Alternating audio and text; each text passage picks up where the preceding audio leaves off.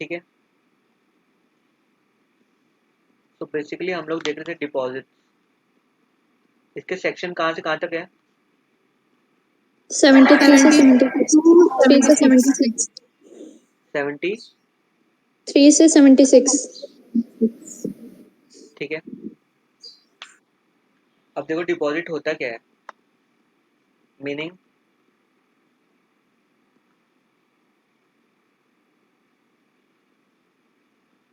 देखो डिपॉजिट्स लिखना चालू कर दो, है ना। Deposits are a mean through which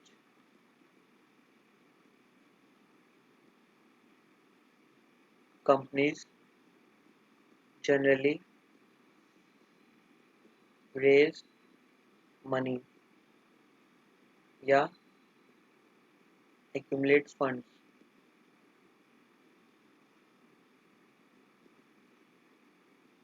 from public। ठीक है। देखो डिपॉजिट क्या होता है, एक तरीका ही है। जैसे इक्विटी शेयर हम लोग इशू करके पैसा रेज कर सकते हैं, वैसे हम लोग डिपॉजिट्स एक्सेप्ट करके भी पैसा रेज कर सकते हैं। बट क्या हर एक लिमिटेशन रहती है? क्या प्राइवेट कंपनी कर सकती है पर डिपॉजिट एक्सेप्ट? नहीं। Public company? No. Yes. Wrong. Yes but certain. Only eligible public companies जो टर्नओवर और नेटवर्थ और टर्नओवर क्राइटेरिया सेटिस्फाई करती है वो ही कर सकती है। Not all public companies can like accept deposit. समझ में आता है? ओके। तो जब भी कोई पूछे कि public companies can accept deposits, तो बोलना कि नहीं, it's wrong statement. The statement is wrongly framed. Only eligible public companies can accept deposits from public या इट्स मेंबर्स। ठीक है। अब डिपॉजिट हम लोग किस किस से ले सकते हैं बताओ? डिपॉजिट्स हम लोग किस किस से ले सकते हैं? पब्लिक। पब्लिक से एक ले सकते हैं, और किससे ले सकते हैं? मेंबर से ले सकते हैं। मेंबर्स मतलब क्या हो, अपने शेयर होल्डर्स, है ना। हाँ हाँ या किससे ले सकते हैं? प्रमोटर से ले सकते हैं या डायरेक्टर से ले हाँ। सकते हैं, है ना। बट और एक चीज किससे, और एक क्या कर सकते हैं हम लोग? प्राइवेट प्लेसमेंट भी कर सकते हैं। और प्राइवेट प्लेसमेंट मतलब क्या, कल पढ़े थे ना हम लोग। हाँ सिलेक्टेड ग्रुप ऑफ पर्सन्स को। Selected group of person selected से भी हम ग्रुप लोग ऑफ कर सकते हैं, पर्सन। है ना। हम्म। तो यही है। तो इसका प्रोविजन हम लोग देख लिए, ये याद रखना 73 to 76 होता है। तो एज पर कंपनीज एक्ट क्या लिखा हुआ है? अ डिपॉजिट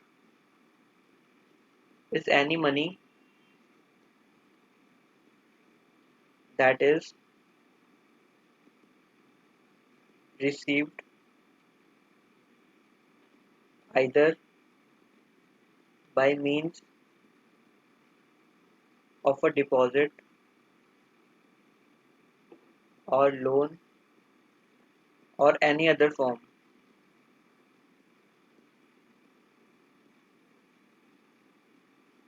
बट सर हाँ, एम्प्लॉयज से भी डिपॉजिट कलेक्ट कर सकते हैं, किससे? मेंबर्स में कवर होता है ये। किनको? एम्प्लॉयज। एम्प्लॉयज से भी कर सकते हो, कोई मेंबर्स नहीं होते। बट वो मेंबर्स तो क्या होते हैं, अपन किए थे देखो। मेंबर्स किसको बोलते हैं? एक तो होता है, देखो दो टर्म होता है, एक शेयर होल्डर होता है, ठीक है। हाँ। एक क्या होता है, एक होता है आपका ये मेंबर्स। शेयर होल्डर कोई भी हो सकता है। जैसे मान लो आज कोई एक फादर है, अगर उसका डेथ हो जाता है तो उसका जो छोटा सा बच्चा है, उसके पास मान लो फादर के पास 1000 शेयर्स थे किसी कंपनी के, वो मर गया तो ये उसके लीगल एयर को चले जाएंगे ना। हाँ तो फिर वो क्या बन जाएगा? वो शेयर होल्डर बन जाएगा। बट वो मेंबर, हाँ। मेंबर कौन बनता है? जो कंपनी का रजिस्टर ऑफ जो मेंबर्स होता है ना। रजिस्टर रजिस्टर ऑफ मेंबर्स में, हाँ, मेंबर्स में जिसका जिसका नाम नाम रहता रहता है, है। तो उसका नाम किसका नाम होगा? फादर का नाम होगा ना अभी तक। जब तक हाँ कंपनी को हाँ वो बताएगा नहीं जाके कि भाई मेरे फादर मर गया है, ये आदमी मर गया है, ये अब शेयर मेरे नाम कर दो, तब तक कंपनी को सपना थोड़ी ना आएगा। तो यहाँ पे फादर का नाम ही है। बट अगर ये बच्चा जाके या किसी हेल्प लेके कोई बताता है बड़ा उसका कि ये शेयर्स अब फादर के नाम से सन के नाम पे कर दो, तब क्या होगा? वो अब मेंबर कौन बन गया? शेयर होल्डर जो था, अब सन बन गया, है ना। तो उसको बोलते हैं हम लोग मेंबर। हाँ। ठीक है। तो ये समझना डिफरेंस बहुत जरूरी था, शेयर होल्डर कौन है और मेंबर कौन है। तो यस, इफ पब्लिक से एक्सेप्ट कर सकते हैं तो एम्प्लॉय से भी कर सकते हैं, ऐसी कोई रेस्ट्रिक्शन नहीं है ना। ओके। हम्म। ये नोट हो गया। हाँ हो गया। हाँ बट हो देखो गया। डिपॉजिट होता क्या, मनी रिसीव्ड या कोई भी लोन के फॉर्म में या किसी भी फॉर्म में कोई भी नाम दे दो उसको, बट कुछ चीजें नहीं इंक्लूड होती है डिपॉजिट में, वो हम लोग देखेंगे अभी क्या क्या चीज नहीं इंक्लूड है। देखो करें आगे। हाँ। तो पहला चीज देखो क्या है, एनी अमाउंट रिसीव्ड फ्रॉम, किससे, सेंट्रल गवर्नमेंट या स्टेट गवर्नमेंट या और any such source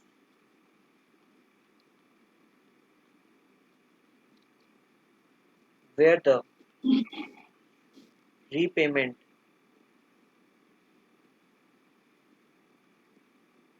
is guaranteed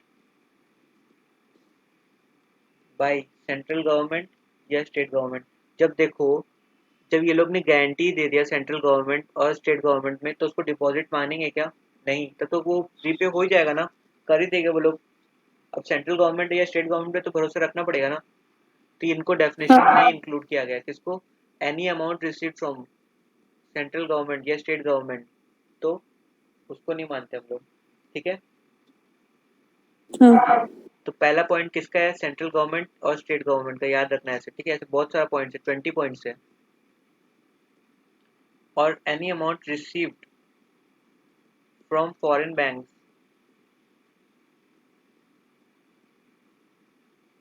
या इंटरनेशनल बैंक्स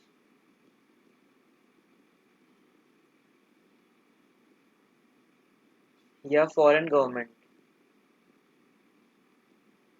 ठीक है, शॉर्ट में बता रहा हूँ। तो यहाँ पे क्या होगा, फॉरेन बैंक, एफबी।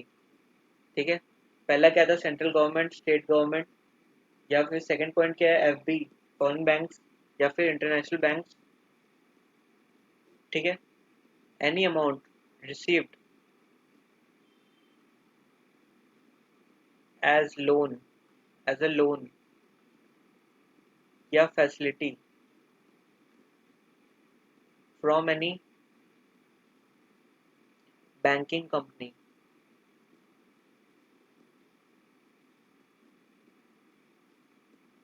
या एसबीआई और इट्स सब्सिडरीज,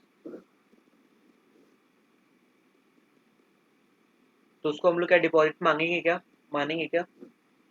जैसे मान लो ये कंपनी नहीं। है, कंपनी कंपनी को सेंट्रल गवर्नमेंट या स्टेट गवर्नमेंट कोई पैसा दे रही है, तो उसको मानेंगे हम लोग डिपॉजिट। हाँ मानेंगे। नहीं। या क्या लिखा है, any amount received from central government और any such where the repayment is guaranteed by central government, excludes लिखा होता है वहाँ पे देखो ऊपर, हाँ नहीं तो नहीं मानेंगे। मानेंगे, है ना, हाँ। नहीं मानेंगे। अब सेकंड केस, अगर कोई फॉरेन बैंक मान लो कोई बैंक है, फिरंगी बैंक लिमिटेड नाम है कोई बैंक का, वो कंपनी को पैसा दे रहा है, और एज पर द ये इसका फेमा एक्ट के अंदर, फॉरेन एक्सचेंज मैनेजमेंट एक्ट 1999 के प्रोविजन के अकॉर्डिंग ही दे रहा है। ये ये भी जैसे कंपनीज एक्ट है ना, वैसे एक फेमा एक्ट भी होता है। वो जब भी फॉरेन का कुछ भी पैसे लेन देन होता है ना, तो फिर फेमा एक्ट एप्लीकेबल होता है। ठीक है, तो वो अगर पैसे दे रहे हैं इस एक्ट के अकॉर्डिंग सारा कंप्लाई करके प्रोविजन, तो क्या उसको हम लोग मानेंगे डिपॉजिट? नहीं। नहीं। क्यों बोल रही हो स्वातिका? हाँ, तुम कंफ्यूज हो गई क्या? देखो, मैं कुछ नहीं बोली। अच्छा देखो, कंफ्यूज मत हो। देखो मैं बता रहा हूँ, हम लोग किसी भी चीज को, अगर तुम पैसा एक्सेप्ट कर रही हो किसी पब्लिक से, तो उसको हम लोग लोन के फॉर्म में हो, मनी लिया कि कुछ भी नाम दो, उसको डिपॉजिट मानेंगे। बट एक्सेप्ट 20 चीजें नोटिफाइड है, उनको हम लोग डिपॉजिट नहीं मानेंगे। तो हम लोग यही डील कर रहे हैं कि किन किन को डिपॉजिट नहीं मानेंगे। ठीक है, अब देखो हाँ। यहाँ पे बैंकिंग कंपनी कोई दे रहा है, लोन दे रहा है, या फिर एसबीआई कुछ लोन दे रहा है कंपनी को, तो क्या हम लोग उसको डिपॉजिट मानेंगे? नहीं। क्योंकि डिपॉजिट का कुछ लिमिट्स रहता है कि ये कंपनी से ले सकती है, यही कंपनी से ले सकती है, बट लोन तो कोई भी ले सकता है ना। अगर हम लोग उसको डिपॉजिट मान लिए लोन लोन को, तो फिर तो प्रॉब्लम हो जाएगा ना, हाँ। है ना। तो यही सब है, तो तीन हम लोग कर लिए, लिख लिया ना सबने। हाँ। हाँ। अब वैसे ही यहाँ पे बैंक से रिसीव किए, तो फोर्थ पॉइंट क्या है, अगर कोई पब्लिक फाइनेंशियल इंस्टीट्यूशन है, जैसे क्या होता है, नाबार्ड हो गया या आईडीबीआई हो गया, ये सब हो गया, तो उनसे भी अगर मिल रहे तो उनको मानेंगे क्या? नहीं। ठीक है। भैया, हाँ। भैया, हाँ। अगर फॉरेन कंपनीज अगर इन्वेस्ट करती है, डिपॉजिट करती है और उसको डिपॉजिट नहीं मानेंगे, तो वो लोग इन्वेस्ट मतलब डिपॉजिट करेंगे ही क्यों? अरे उसको एक्चुअली देखो, पैसा तो तुमको सेम मिलेगा ही, क्वेश्चन। पैसा तो तुमको मिलेगा ही जो तुम डिपॉजिट कर रहे हो उस पे। ऐसा तो है नहीं अगर उसको डिपॉजिट नहीं मानते हम लोग तो फिर उसको पैसा ही तुमको नहीं मिलेगा फॉरेन कंपनी को। वो तो मिलेगा ही ना उसको। जैसे मान लो डिपॉजिट का नाम नहीं देंगे उसको, हम लोग लोन मान सकते हैं या कुछ भी मान सकते हैं, बस उसको जो इंटरेस्ट उस पर मिलेगा वो तो उसको मिलेगा ही। ये हम लोग किसके पॉइंट ऑफ व्यू से पढ़ रहे हैं? कंपनी के पॉइंट ऑफ व्यू से पढ़ रहे हैं। एक लिमिट रहता है ना कि मान लो 500 करोड़ जिसका है अगर टर्नओवर, वही कंपनी एक्सेप्ट कर सकती है, तो बाकी कंपनीज को क्यों हम लोग रोक रहे हैं? उनको भी तो मिलना चाहिए ना। और कुछ लोन लेने, देखो लोन तो लेना ही पड़ता है ना कंपनी में, सबके पास इतना पैसा तो नहीं होता कि वो कंपनी ऐसे ही चला लेगा, है ना। हाँ। हाँ। तो इसलिए बाकी उसको कुछ भी नाम दो तुम, बट ये कुछ एक्सक्लूजन दिया है गवर्नमेंट ने, सेंट्रल गवर्नमेंट की, इनको हम लोग नहीं कंसिडर करेंगे डिपॉजिट के डेफिनेशन में। समझे आप? हाँ भाई। हाँ। तो वही है, देखो ऐसे बहुत सारे हम लोग बुक से पढ़ लेंगे, अभी 3-4 एग्जांपल दिया मैं तो अब ताकि आगे क्लियर रहे अपने को, है ना। हाँ। तो देखो ये लोग जो है, ये लोग कौन है? ये मान लो पब्लिक है या प्रमोटर्स हैं या मेंबर्स हैं।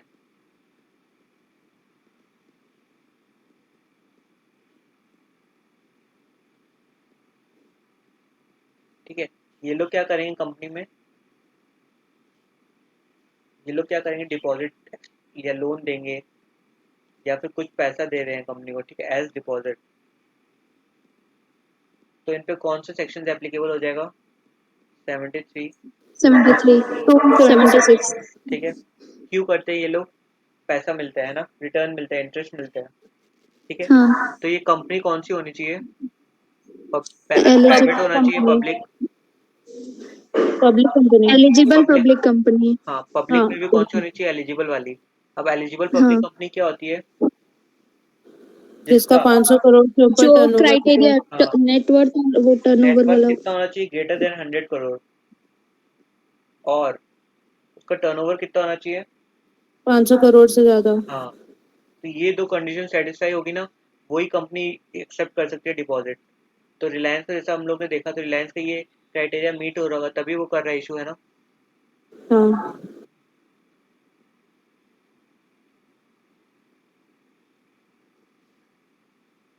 तो हो गया ये।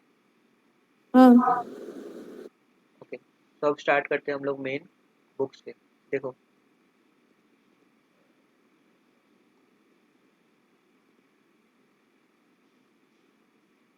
डिपॉजिट क्या है, देखो acceptance of deposit by companies. ठीक है।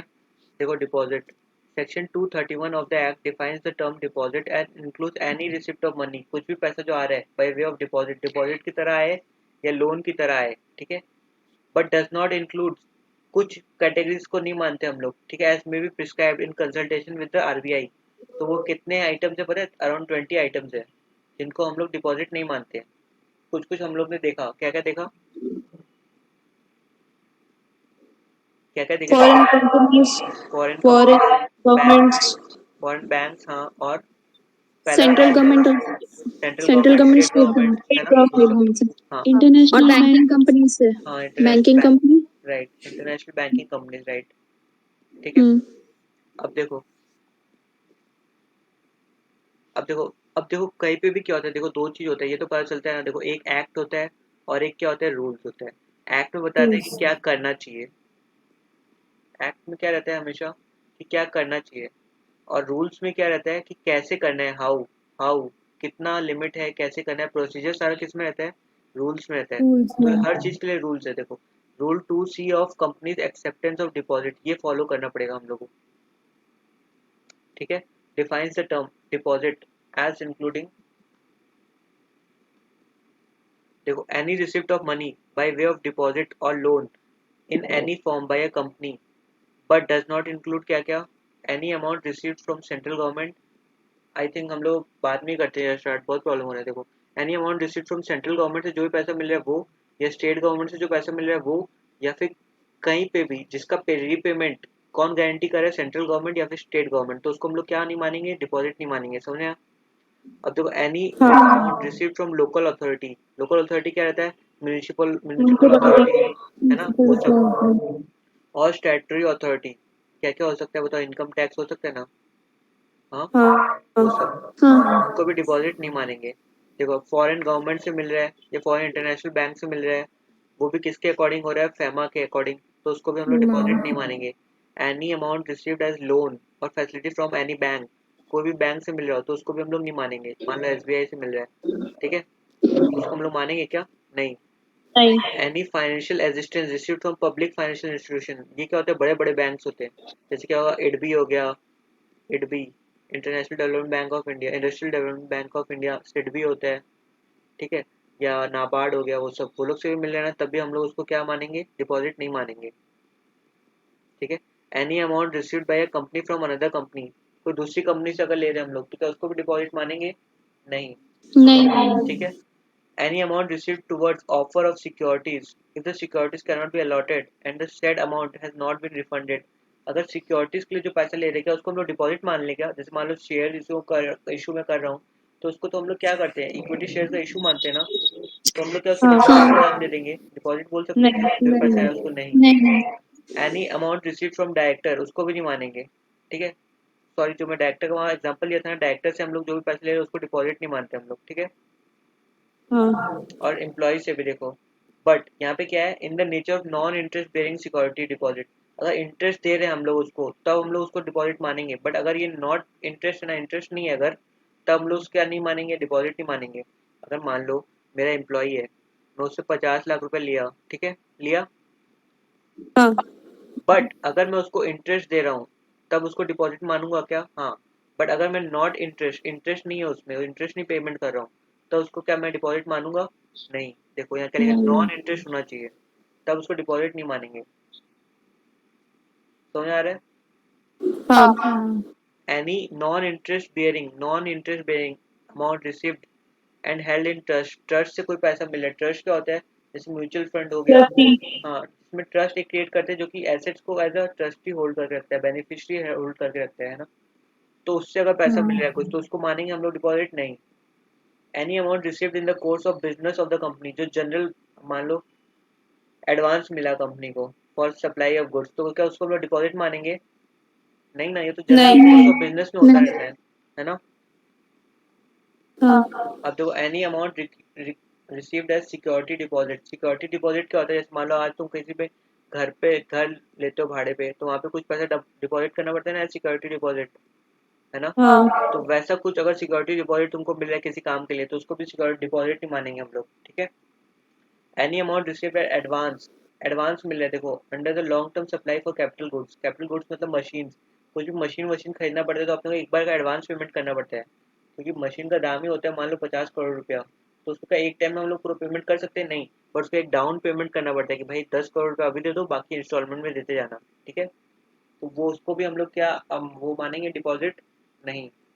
नहीं। एनी अमाउंट प्रमोटर्स भी जो दे रहे हैं ना, वो उसको भी नहीं मानेंगे, जैसे मान लो प्रमोटर्स क्या कंट्रीब्यूट करते हैं, स्टार्टिंग में पैसा कंट्रीब्यूट करते हैं ना, हाँ। तो क्या उसको हम लोग डिपॉजिट बोल दें, नहीं ना, वो तो शेयर कैपिटल, नहीं। शेयर खरीदने के लिए पैसा इन्वेस्ट कर रहे हैं ना, कंपनी का शेयर कैपिटल, शेयर मिलता है ना उनको, कंपनी देखो, कंपनी को हाँ। पैसा देती है तो कंपनी उनको शेयर देती है, तो उसको भी हम हाँ। लोग नहीं मानेंगे। और एक निधि कंपनी, निधि कंपनी पता है क्या होता है, पता है किसी को, नो। नहीं। निधि कंपनी क्या होता है ना, जैसे मान लो आज हम लोग कितने जन यहाँ पे हैं, अगर मान लो हम लोग 4-5 जन हैं यहाँ पे, 1 2 3 4 5, ठीक है, तो हम लोग एक कंपनी खोलते हैं, उसको नाम क्या देते हैं हम लोग, निधि, ठीक है, निधि प्राइवेट लिमिटेड कंपनी, ठीक है।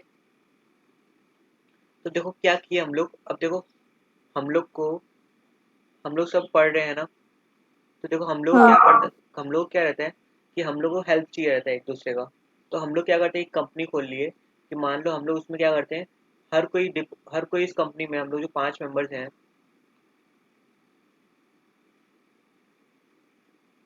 हम लोग जो 5 मेंबर्स हैं इस कंपनी में क्या डालेंगे, हम लोग थोड़ा थोड़ा पैसा डालेंगे, हाँ। कितना डालें बताओ, 10-10 हजार। थोड़ा ज़्यादा हो गया, 1000 1000 करते हैं, ठीक है, ये 10,000 करते हैं, 10,000 हम लोग कर रहे हैं, ठीक है। तो अब कंपनी में कितना पैसा आ गया टोटल, 50 हजार। 50,000 रुपीज़ है ना कंपनी में, ठीक है। अब मान लो यहाँ पे अब मान लो यहाँ पे किसी को, रेणुका को अगर पैसे का रिक्वायरमेंट है उसको, तो वो क्या करेगी, इस 50,000 में से यहाँ से 10,000 ले लेगी। ठीक है। अब मान लो मेरे को कुछ रिक्वायरमेंट है तो मैं कंपनी से 10,000 ले लूंगा, जिसको जिसको रिक्वायरमेंट होगी उसको हम लोग देते जाएंगे। तो ये कंपनी किस लिए होता है, फॉर म्यूचुअल बेनिफिट,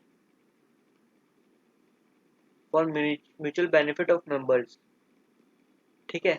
उसको बोलते हैं हम लोग निधि कंपनी। अब तुम बोलोगे कि भाई कैसे, क्या किसी को भी दे देंगे तो सब मांगेंगे, बट ऐसा कुछ नहीं होता है। हम लोग म्यूचुअल अंडरस्टैंडिंग होता है कि हम ही लोग 5-6 जन हम लोग पैसा कंट्रीब्यूट करेंगे कंपनी में, और जब जिसको जरूरत होगा वो मेंबर पैसा लेके जा सकता है, मतलब, और वापस वापस कंपनी में डाल देगा या कुछ इंटरेस्ट देगा उस पर। तो समझ में आया, ये हम लोग के आपस के फायदे के लिए है। तो इसका ऑब्जेक्टिव जनरली मनी लेंडिंग का होगा। मनी लेंडिंग हुआ या एक दूसरे का हेल्प करना हुआ, है ना, तो वही सब है। जैसे मान लो हम लोग क्लासेस कर रहे हैं अगर, तो मान लो एक जब भी किसी को, जैसे होता नहीं ग्रुप स्टडीज करते हैं ना अपन, किसी को भी हेल्प हुआ तो मान लो मेरे पास ये नोट्स है, तो तुम मेरा एफआर का नोट ले लो, तुम मेरा इसका लॉ का नोट्स तुम मेरे से ले लेना, ऐसे करके म्यूचुअल हेल्प हम लोग करते हैं एक दूसरे का।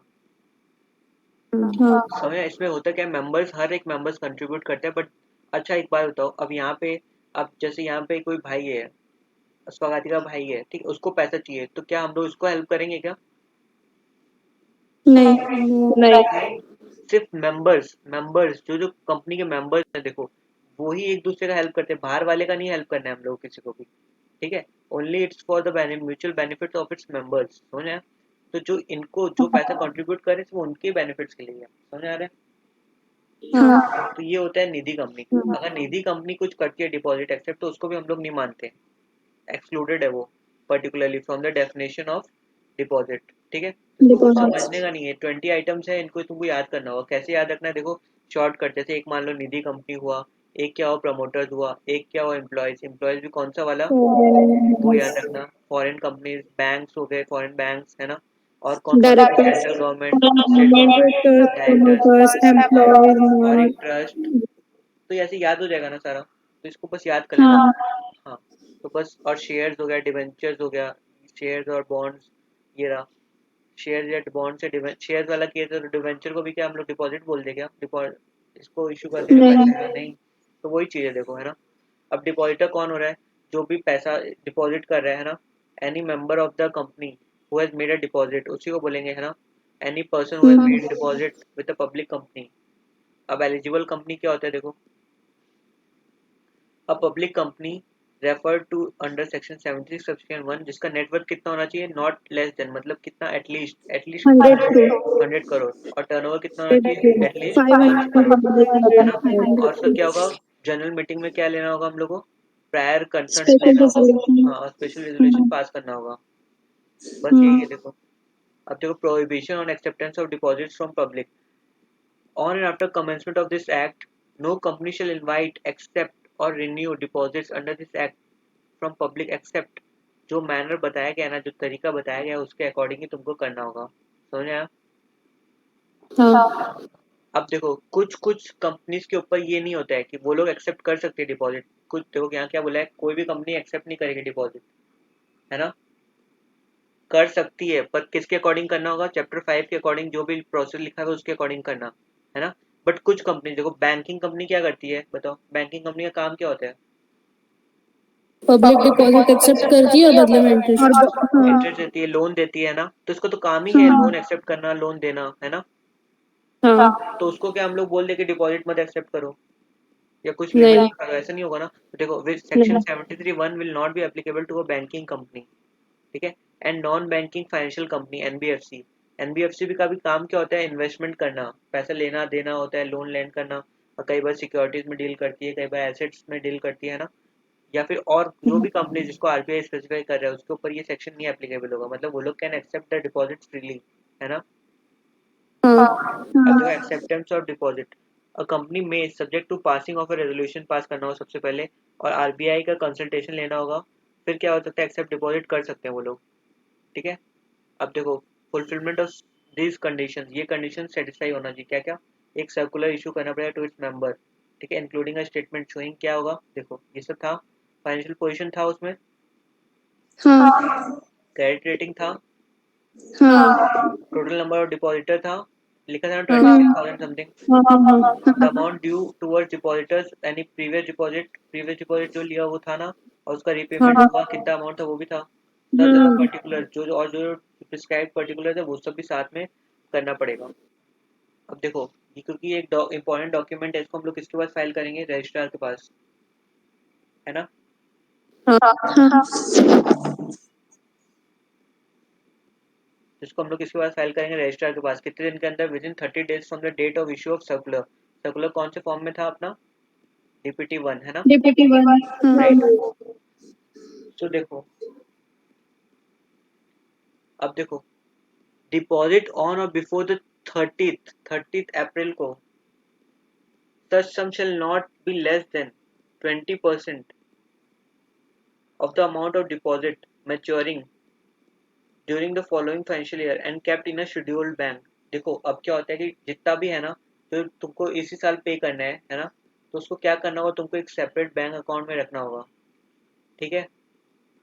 हाँ ताकि ये पैसा अलग ही रहे, इसके पैसा पैसा को अलग रखो, पैसा को अलग रखो, ताकि ये क्या काम आएगा, रीपेमेंट के काम आएगा। इसको कंपनी अगर इसको भी अगर मान लो तुम्हारे पास 1,000 रुपया है, तुमको अब मान लो दुर्गा पूजा भी घूमना है, तुमको मेला में भी जाना है, प्लस तुमको घर जाने के लिए ट्रेन पकड़ना है, 400 रुपया अगर तुमको उसको पता है उसका लगेगा ही, तो 1,000 रुपया में से तुम इसको तो साइड ही रख दो ना भाई, है ना। अगर तुम सोचोगे कि 1,000 रुपया तुम्हारे पास पड़ा है और उसी खर्चा करते जा रहे हो, मेला में सामान ले लिए, गिफ्ट ले लिए, टेडी बियर ले लिए तुम, ठीक है, तो क्या होगा फिर, ये तो पैसा बचेगा नहीं तुम्हारे पास, ये तो बहुत ही जरूरी है ना, ये तो पेमेंट करना ही होगा तुमको, वरना घर कैसे जाओगे। और घर जाना तो जरूरी है क्या, वहीं पे सोओगे क्या मेला में, या नहीं नहीं ना, तो इसको तो भूल ही जाओ, तुम साइड में रखो इसको 400 रुपया को, फिर 600 रुपया जो बचा उसमें से खर्चा करो, है ना। तो यहाँ पे हम लोग को हाँ जो पैसा रीपेमेंट करना है मेरे को, वो मैं साइड में रख दिया, उसको छूने का ही नहीं, क्योंकि उसको तो एनी हाउ मेरे को पेमेंट करना ही है, उसको मैं नेग्लेक्ट तो नहीं कर सकता, है ना। हाँ तो यही चीज़ है देखो, certify that company has not committed any default, ये सब देखो वही सेम चीज़ है, ये बताने की जरूरत नहीं है ना। ड्यू हाँ रिपेमेंट हो गया सारा, इंटरेस्ट पेमेंट कर दिया है जो पहले लिया था उसका, वही सब है देखो। अब देखो एक्सेप्टेंस ऑफ, अब देखो क्या है यहाँ पे, एक्सेप्टेंस और deposit from public by certain companies, section 76 provide that notwithstanding इतना, a public company having net worth, such net worth जो कि प्रिस्क्राइब्ड है, कितना है यहाँ पे, कितना प्रिस्क्राइब था, 100 करोड़ से ज्यादा, है ना, 100 crores और और टर्न ओवर टर्नओवर 500 करोड़, है ना। 500 crores हाँ, may accept deposit from persons other than its members, members को नहीं कर सकते एक्सेप्ट, है ना। मेंबर से करना है तो फिर उसको डिपॉजिट का नाम नहीं देंगे अपन, है ना, कुछ और नाम दे दो कि लोन लिया या कुछ भी लिया, है ना। बट डिपॉजिट नहीं मानते हम हाँ लोग, क्योंकि एक्सक्लूसिवली एक्सक्लूडेड फ्रॉम 20 लिस्ट, जो ये नाम दिया हुआ है ना उससे एक्सक्लूडेड है ना। हाँ with the requirement under section 73 सब्सेक्शन 2, तो किसका हम लोग पहले सेंट्रल गवर्नमेंट का कंसल्टेशन विद जो भी है आरबीआई के साथ करके हम लोग कर सकते हैं इशू। कौन कर सकता है, देखो यहाँ पे प्राइवेट कंपनी कर सकता है क्या, सिर्फ पब्लिक कंपनी लिखा है, वो भी सर्टेन कंपनीज जिनका कोई कुछ क्राइटेरिया मीट हो रहा है, उनको क्या करना होगा, रेटिंग लेना होगा सबसे पहले, ठीक है। फिर क्या करना होगा, every company acceptance secure deposit from public shall within 30 days of such acceptance, क्या करेगी, चार्ज क्रिएट करना होगा ऑन इट्स एसेट्स। चार्ज मतलब बताया था ना कल, क्या होता है, कोई शॉर्ट में बता देगा तो बता दो। इंटरेस्ट देखो क्या होता है ना, अब जैसे ये एक है मेरा कोई चीज, अब मान लो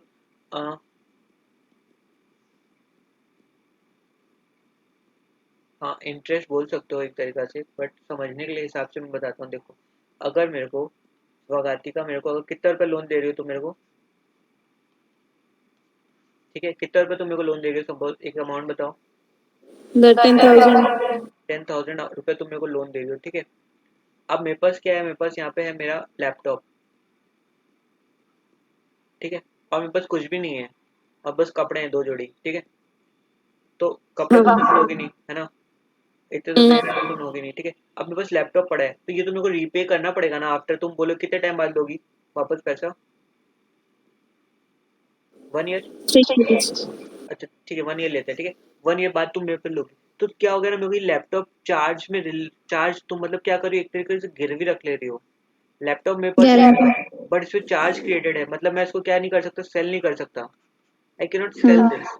ये मेरे को अगर मान लो मेरे पास by the end of 1 year मेरे पास 10,000 रुपये नहीं आते हैं, तो तुम क्या करोगी, मेरा ये लैपटॉप ले जाओगे अपने घर, ले जाऊंगी है ना। और फिर उसको बेच के जाके जो भी अपना पैसा रिकवर करना चाहोगी वो रिकवर कर लोगे। तो कंपनी क्या करती है ना, कंपनी को पैसा तो रिपे करना पड़ेगा ना। तो कंपनी के पास क्या होते हैं, एसेट्स होते हैं ना, मान लो मशीनरी है, कुछ कुछ है, तो उसको क्या हाँ करना है। हाँ बोलो, कोई बोल रहा है, कोई कुछ बोल रहा है क्या? नहीं। ओके, तो ये जो एसेट्स है ना, इसको साइड में रख देते हैं कि भाई इसको तो बेचना ही नहीं है। ये अगर नहीं मेरे पास पैसा रहता है सफिशिएंट, तो मैं इनको बेच के जो भी डिपॉजिट होल्डर है उनको पेमेंट करूंगा। चार्ज मतलब एक तरीका से मॉर्गेज कर देना या फिर गिरवी रख देना, पर रहता है एसेट्स कंपनी के पास ही एक्चुअल में। ठीक है, हाँ तो यही चीज है देखो, क्या करना होगा, चार्ज क्रिएट करना होगा on its assets on amount less than, not less than मतलब एटलीस्ट कितना amount, amount of deposit accepted in favour of the deposit holder, जितना पैसा एक्सेप्ट करे उतने का। ठीक है, अब देखो उसमें लिखा होता है रीपेमेंट ऑफ डिपॉजिट कैसे होगा, वो भी उसका प्रोसीजर लिखा होता है सारा, है ना। Every deposit accepted by the company shall be repaid, किसके साथ, इंटरेस्ट के साथ, है ना, इन अकॉर्डिंग टर्म्स, जो एग्रीमेंट है उसके अकॉर्डिंग सारा रीपेमेंट होगा। अब देखो repayment of deposit accepted before commencement of this act. अब देखो था ना उसमें कि ये एक्ट से पहले का जो भी डिपॉजिट है वो पे कर दिया सारा, ऐसा था उसमें, ठीक है ना। तो वही है देखो, हाँ तो उसको किसके साथ फाइल करना पड़ेगा, file with register statement of all deposit accepted by the company and जो भी पैसा अनपेड है वो सारा एक फाइल करो, और उसको कितने साल के अंदर रीपे करना पड़ेगा, विद इन 3 ईयर्स। ठीक है, हाँ अब देखो पनिशमेंट क्या है, अगर ये सब नहीं कंप्लाई करते तो देखो क्या होगा, एटलीस्ट 1 करोड़, इतना बड़ा पेनल्टी है, 10 करोड़ तक हो सकता है। ठीक है, और ऑफिसर, ऑफिसर बोले तो एम्प्लॉय के साथ कितना लग सकता है, 25 लाख रुपए या 2 करोड़ रुपया, या दोनों लग सकता है। ठीक है, अब कुछ फ्रॉड होता है, हाँ अगर कुछ फ्रॉड होता है डिपॉजिट एक्सेप्ट करने में तो क्या होगा, company fails to repay the deposit या इंटरेस्ट उस पर नहीं पे करती है तो क्या होगा, tribunal and is prove that deposit has been accepted, defraud करने के लिए तो क्या होगा, सारे जो डायरेक्टर्स वगैरह हैं वो सब पर्सनली रिस्पॉन्सिबल होंगे, मतलब क्या, without any limitation of liability, ये सब वर्ड यूज करना, personally liable, without any limitation of liability का मतलब क्या होता है, अनलिमिटेड लाइबिलिटी। अनलिमिटेड लाइबिलिटी हो उसमें जाएगी। तुम अदर वर्ड यूज करती, पर्यायवाची बोल दी उसका, उसका मतलब क्या होता है, मतलब लाइबिलिटी का कोई लिमिट नहीं होगा, कुछ कंपनी भी हो तक बेचे सकता जा है। सकते हैं रिकवर करने के लिए, है ना, कुछ भी बेच देंगे उसका just to recover the losses. समझ आया, हाँ अब समझ आया। तो वही पनिशमेंट देखो वापस यही सब लिखा हुआ है, कितना हो सकता है, 1 करोड़, 10 करोड़। ठीक है, अब देखो, it is prove that the office of the company who is in default has contravened, तो उसमें अगर फ्रॉड वर्ड होता है तो कौन सा सेक्शन एप्लीकेबल और हो जाएगा, सेक्शन 447। 447। ठीक है ना, हाँ। अब हम हाँ लोग किए थे। अब देखो रिसीप्ट, ग्लोबल डिपॉजिटरी रिसीप्ट करते हैं हम लोग, इसका कोई आइडिया है किसी को क्या होता है? खाली सुने हैं। हाँ तो पता नहीं है क्या होता है। नहीं। तो देखो एक चीज बताओ, कंपनी को फंड रेज करने के लिए क्या क्या तरीका होता है कंपनी का? शेयर्स, डिबेंचर, एक मिनट, हम लोग यहाँ आ जाते हैं। बॉन्ड्स। तो कंपनी पैसा रेज चाहिए कंपनी को तो क्या क्या कर सकती है, शेयर इशू कर सकती है ना, हाँ, डिवेंचर्स, और बोलो, बॉन्ड्स, बॉन्ड, और बोलो, लोन। डिपॉजिट, हाँ, डिपॉजिट्स, डिपॉजिट्स, हाँ वेरी राइट, और शेयर्स में भी क्या क्या हो लोन सकता ले है, सकते हैं। इक्विटी शेयर हो सकता है और एक प्रेफरेंस हो सकता है, लोन भी राइट, लोन फ्रॉम बैंक, ये कुछ तरीका है ना। हाँ। हाँ अब देखो क्या होता है, ये सब हम लोग कहाँ इशू कर रहे हैं बताओ, कहाँ इशू कर रहे हैं हम लोग? शेयर्स पब्लिक इशू करेंगे। हाँ पर पब्लिक रहती कहाँ पर है वाली?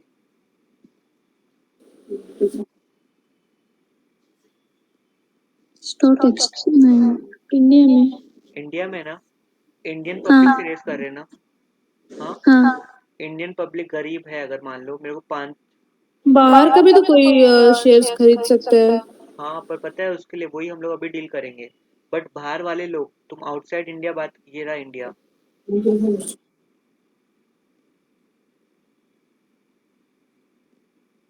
ये इंडिया है समझ, ठीक है।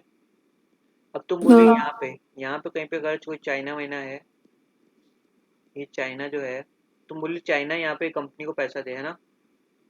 हाँ, शेयर्स वगैरह तो ले ही सकते हैं। बट यहाँ पे बहुत रेगुलेशन फॉलो करना पड़ता है, किसका? फॉरेन डायरेक्ट इन्वेस्टमेंट जो होता है ना, उसमें आरबीआई का रेगुलेशन सारा सबको रजिस्टर करना पड़ता है, अगर इंडिया कंपनी का शेयर चाहिए तो बहुत उसमें लफड़ा है, समझा? हाँ मान लो यहाँ पे एक है मिस्टर चिपोंगू है, मान लो चाइना का, ठीक है? ये चिपोंगू है, इसको एक शेयर चाहिए किसी कंपनी का, 10 शेयर चाहिए किसी का, रिलायंस का मान लो। तो अभी यहाँ पे इंडिया में आके लेगा ये शेयर, और ऊपर से उसको आरबीआई के साथ रेगुलेशन फॉलो करना पड़ेगा, सेबी का रेगुलेशन फॉलो करना पड़ेगा, बाकी जो भी रेगुलेशन है वो सारा अगर मान लो उसको फॉलो करना पड़ेगा, कितना लफड़ा है बताओ। छोटा इन्वेस्टर है नहीं, हाँ। बट इसको खरीदना है, हम्म। बट उसको पैसे चाहिए रिलायंस का शेयर, तो क्या करेगा? उस वो सीखेंगे हम लोग। तो हम लोग पहले कहाँ तक ले रहे थे ये सारा, कहाँ कहाँ से हम लोग रेस कर रहे थे पैसा? इंडिया। इंडिया। बट अब मेरे को 50,000 करोड़ रुपीज चाहिए इंडिया से, मेरे को नहीं मन भर रहा, मेरे को चाहिए कि मेरा फॉरेन इन्वेस्टर्स भी आए, मेरा कंपनी में फॉरेन इन्वेस्टमेंट भी हो। तो मैं क्या करूंगा पता है, अब बाहर में आउट ऑफ इंडिया मैं पैसा इन्वेस्ट करूँ, मतलब पैसा आउट ऑफ इंडिया से रेज करना चालू करूंगा, समझ आया? हाँ हाँ। तो अब वो हम लोग पढ़ेंगे, ये नोट करना है तो कर लो, आगे चलें। हाँ।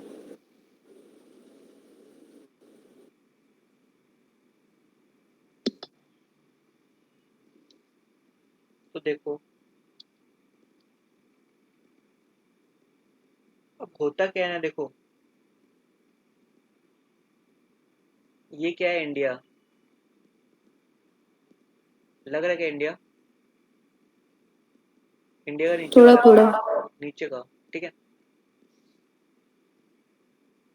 अब देखो यहाँ पे कंपनी मान लो रिलायंस, ठीक है? इसको क्या इशू करना है? इशू करना है शेयर्स, कहाँ पे? फॉरेन में। अब्रॉड, फॉरेन में, है ना? हाँ तो ये डायरेक्टली नहीं कर सकती यहाँ पे। अब मान लो यहाँ पे कोई इन्वेस्टर्स है, मान लो, एक मिनट, इसको खरीदना है शेयर, तो ये क्या इंडिया आके शेयर खरीदेगा? ये मान लो यहाँ पे कहाँ पर है, लंदन में है,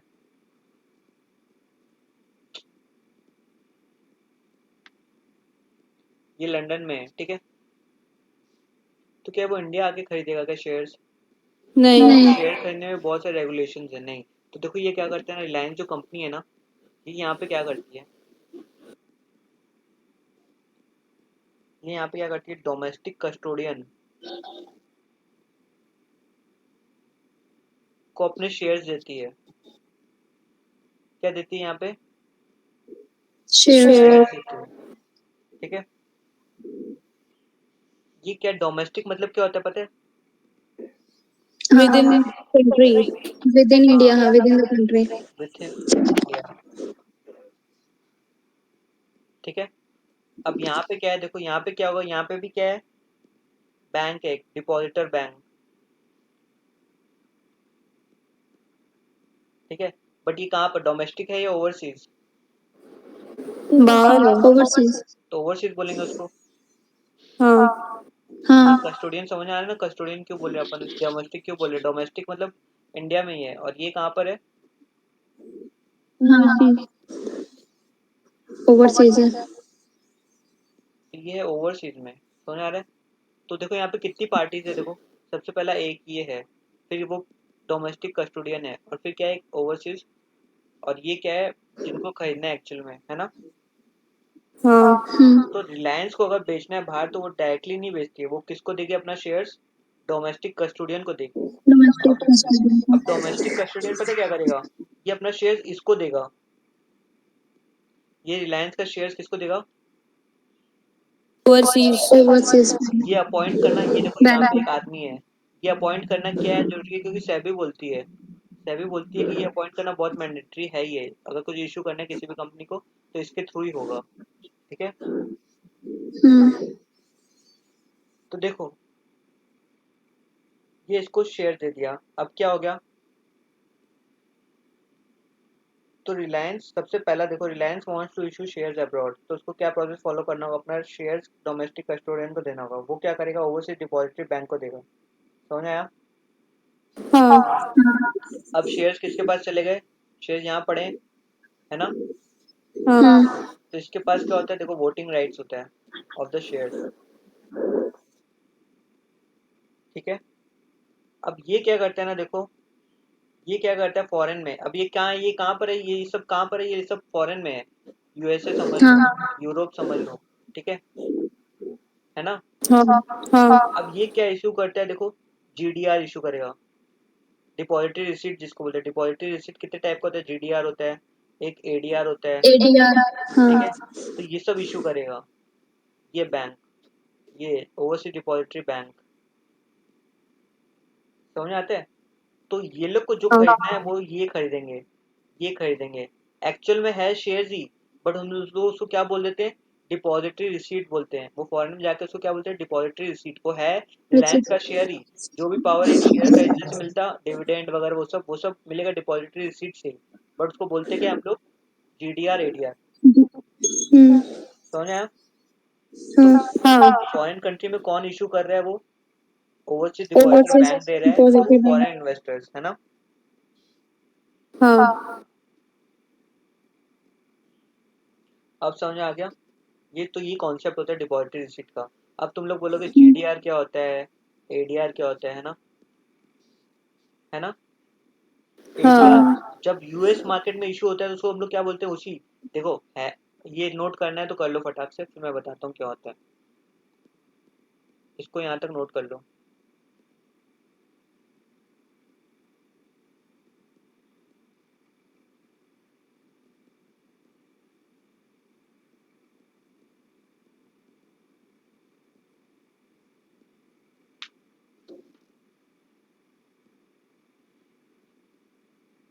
भैया ये सब जो कुछ भी होगा ट्रांसफर वगैरह ये सब तो इलेक्ट्रॉनिक फॉर्म में होगा ना?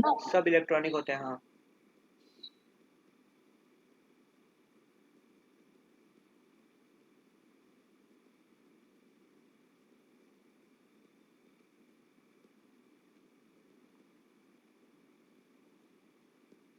हो गया। सब नोट कर लिए? हाँ।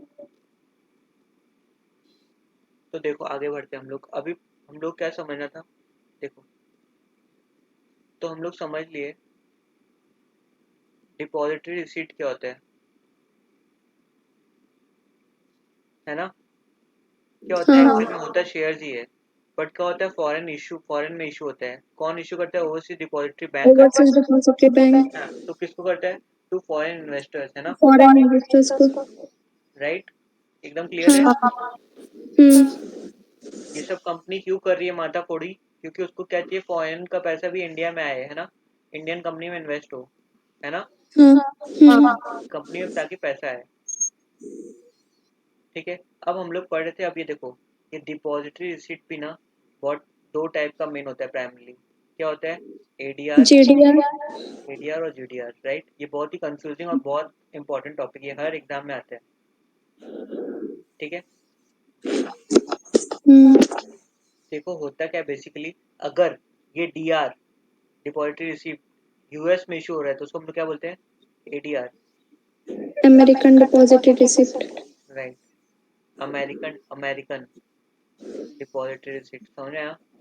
हम्म। ये यूएस में हो रहा है, यूएस में हो रहा है, और बाकी अदर पार्ट्स में हो रहा है, बाकी other parts of the world, other parts, Luxembourg में, लंदन में हो रहा है, यूरोप में हो रहा है, तो क्या बोलेंगे हम लोग उसको, global depository global receipt. Depository receipt. समझना है डिपॉजिटरी रिसीट, बट कहाँ इशू हो रहा है उसके अकॉर्डिंग नाम पड़ रहा है। समझ में आया? नोट कर लो फटाक से। हाँ। अब एक होता है क्या, और एक होता है आईडीआर। आईडीआर क्या होता है वो, इंटरनेशनल डिपॉजिटरी रिसिप्ट। कौन बोला? रेणुका। कुछ भी मतलब, इंडियन डिपॉजिटरी रिसीट, ठीक है? अच्छा। ठीक है।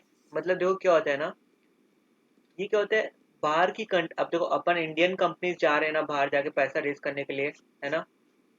वैसे बाहर की कंपनीज भी तो हो सकती है ना, इंडिया में है फॉरेन कंपनी, एप्पल एप्पल को अब इंडियन मार्केट से अगर पैसा रेज करना है तो वो क्या करेगी ना, इंडियन रुपीज में क्या करेगी, इशू करेगी डिपॉजिटरी रिसीट। तो वो इंडिया से पैसा रेज कर रही है अब। समझ में आ रहा है? इंडियन इन्वेस्टर्स को बोल रही है कि एप्पल का शेयर चाहिए तो फिर यहाँ पे डीआर ले लो, आइडिया ले लो, इसका एप्पल कंपनी का। समझ में आ रहा है क्या? उसको बोलते हैं इंडियन डिपॉजिटरी रिसीट। तो ये आपने दिया हुआ नहीं है बट स्टिल कंफ्यूज मत होना, मतलब बता रहा हूँ कि बाहर की कंपनी आके इंडिया से पैसा रेज करती है। अभी तो बेसिकली हम लोग जा रहे हैं, इंडियन कंपनीज जाके बाहर से पैसा रेज कर रही है ना, फॉरेन इन्वेस्टर्स को अट्रैक्ट कर रही है। कंफ्यूजिंग हो रहा है क्या? थोड़ा सा। ठीक है मैं समझाता हूँ, अभी तक यहाँ नोट कर लो फटाक से। ये नोट कर लिया? हाँ। हाँ। ओके मैं वापस एक्सप्लेन करता हूँ, देखो शॉर्ट में। देखो यहाँ पे क्या है, यहाँ पे इंडियन कंपनी, नाम बताओ कोई कंपनी का। रिलायंस। ओके रिलायंस। अब रिलायंस को चाहिए, यहाँ पे कौन है बताओ, ये कौन है?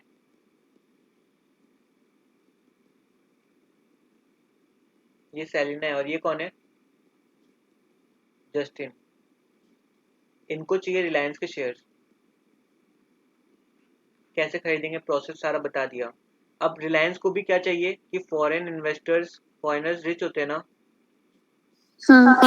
फॉरेन इन्वेस्टर ज़्यादा पैसे इन्वेस्ट करेंगे ना, तो वो चाहती है कि फॉरेन इन्वेस्टर्स इंडिया में आके इन्वेस्ट करे, है ना, इंडिया में आके इन्वेस्ट करे। ये चाहता है इनसे पैसा यहाँ पे आए, है ना, है ना।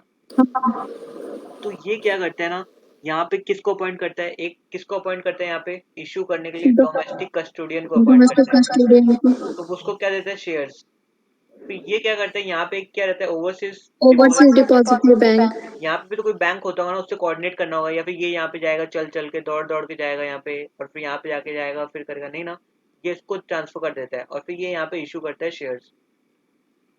ठीक है, ठीक है। हाँ। तो ये बेसिकली यहाँ का जो पार्ट है, ये सब कहाँ हो रहा है, ये सब फॉरेन में हो रहा है ना, ये सब काम कहाँ हो रहा है, फॉरेन में।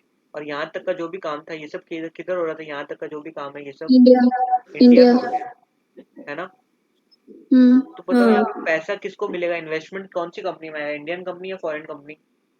Indian company. ये जो है ये सारा इस साइड क्या है, फॉरेन है, और इस साइड क्या है, इंडिया है। इंडियन कंपनी के पास आएगा ना इन इंडिया। हाँ। तो अगर मैं पूछूं कि पैसा कौन रेज कर रहा है यहाँ पे, तो कौन सी कंपनी, इंडियन कंपनी के पास आ रहा है पैसा। हाँ। मान लो 50,000 ये लोग इन्वेस्ट किए, रुपीज, रुपीज बोल रहा हूँ बट होता क्या है, डॉलर, डॉलर। ये लोग 50,000 डॉलर किसके पास आएगा, रिलायंस के पास आएगा, है ना। हाँ। तो बेसिकली हो रहा क्या है, इंडियन कंपनी फॉरेन मार्केट में जाके पैसा रेज कर रही है, सिंपल है, लिख लो इसको। फॉरेन मार्केट में जाके पैसा रेज कर रही है, पैसा उठा रही है, पैसा कलेक्ट कर रही है। ठीक है,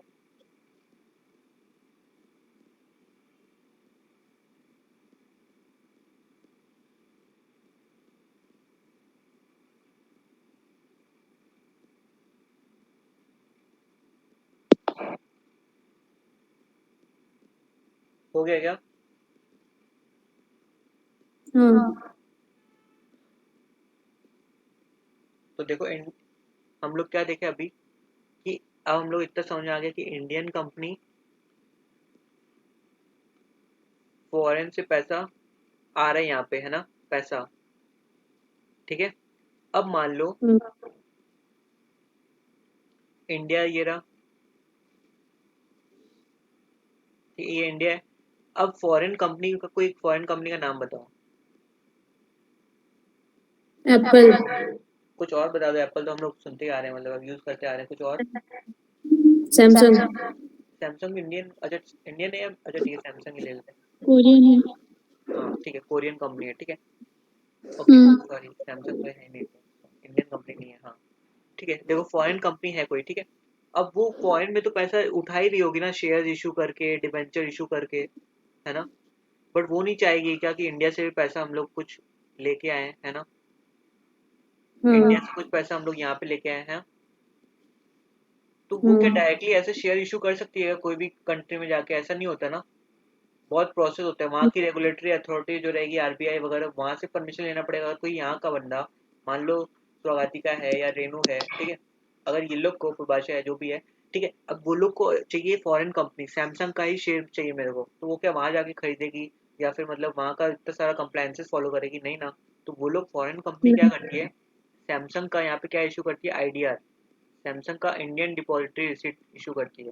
तो जिसको भी चाहिए ना सैमसंग आईडीआर, सैमसंग का शेयर, वो ये खरीद लेगा, तो उसको वोटिंग राइट सेम मिलेगा, डिविडेंड वो मिलेगा जो मिलता है सैमसंग का शेयर खरीदने से, वो सारा सेम ही मिलेगा। बट ये पैसा क्या होगा, वापस यहाँ चला जाएगा फॉरेन इन्वेस्टर्स, ठीक है ना। ये उसको बोलते हैं हाँ। आईडीआर। आईडीआर बस भूल जाओ एक बार का, आईडीआर समझने की जरूरत नहीं है, बट मैं कॉन्सेप्ट बताया, ये 3 टर्म होते हैं जो आते हैं एग्जाम में। एडीआर अगर उसको हम लोग यूएस में इशू कर रहे हैं डॉलर में, तो क्या बोलते हैं, American depository American depository receipt. Receipt, और बाहर बाहर कुछ इशू कर रहे हैं उसके बाहर, यूएस के बाहर, मान लो ग्लोबल लंदन डिपॉजिटरी में, रिसिप्ट, यूरोप में, हाँ, तो ग्लोबल डिपॉजिटरी रिसीट। और अगर इंडिया में कोई इशू कर रहा है तो उसको क्या बोलेंगे, इंडियन इंडियन डिपॉजिटरी। डिपॉजिटरी इसको याद रिसिप्ट। कैसे रखना है देखो, एडीआर है, कहाँ इशू होता है बताओ स्वागतिका, क्या? कहाँ इशू होता है एडीआर? अमेरिका में, यूएस में, हाँ, यूएस यूएस, मार्केट में। यूएस में, ठीक है। और जीडीआर ऑल ओवर, मतलब कहीं भी हो एक्सेप्ट सकता है यूएस, वो। एक्सेप्ट यूएस, हर हम्म, जगह, है ना। और आईडीआर, हाँ, आईडीआर कहाँ होगा, इंडिया में। आईडीआर इंडिया में होते हैं, है ना। तो देखो यहाँ पे इंडिया, आई से क्या होता है, ये फुल फॉर्म क्या है यहाँ पे, इंडियन डिपॉजिटरी, इंडियन, तो ये कौन सी करेंसी में इशू होता है, रुपीज में। और अमेरिका में क्या चलता है, डॉलर, है ना, तो ये किस में डॉलर। इशू होता है, डॉलर में। और बाकी तो देखो जहाँ पे जो है, अगर चाइना में तो चाइना की करेंसी में, और जो भी होगा वो वैसा करेंसी में होगा, समझे। हाँ। तो ये थोड़ा कॉन्सेप्ट है डिपॉजिटरी रिसीट का,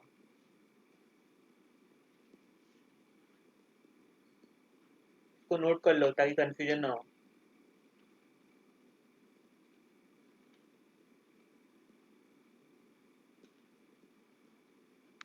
हो गया। हम्म, तो इसको हम लोग लिखते हैं, क्या है ये एक्चुअल में, तो हम लोग क्या पढ़े, डिपॉजिटरी रिसीट।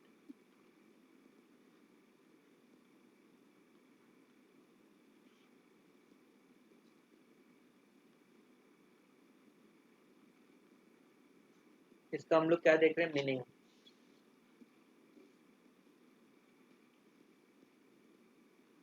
और depository receipt is a negotiable, negotiable मतलब पता है क्या होता है, इजीली हाँ, ट्रांसफरेबल, है ना। हाँ।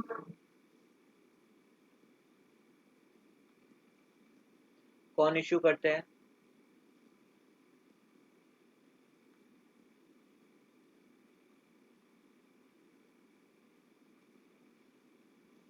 रेसिडेंट कंपनी बोल देता हूँ, रेसिडेंट कंपनी इन, कहाँ पे इशू करते हैं, फॉरेन में, अमेरिका। फॉरेन कंट्री बोल देते हैं ना, क्योंकि अमेरिका में इशू करते तो वो क्या बन जाता है, एडीआर। इंडिया। सिक्योरिटीज क्या क्या इशू करते हैं हम लोग बताओ यहाँ पे, shares, debenture, right, bonds. Shares, debentures, mostly share ही बॉन्ड्स। इशू होते हैं, ठीक है। So DR, depository receipt, is an important mechanism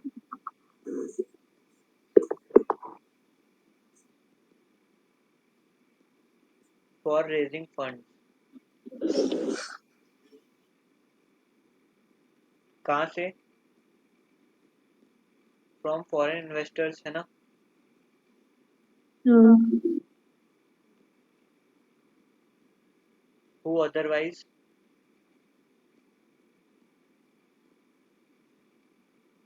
may not be able to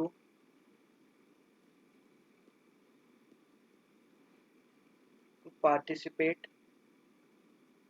in the domestic market, है ना। पैसा एक तरीका है डीआर, पैसा रेज करने का फ्रॉम फॉरेन, फ्रॉम पीपल जो कि इंडिया का शेयर्स नहीं खरीद पाते इंडियन कंपनीज का वैसे, है ना। हाँ आगे बढ़े। हाँ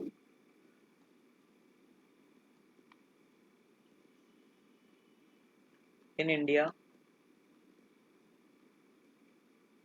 any company whether private limited और public limited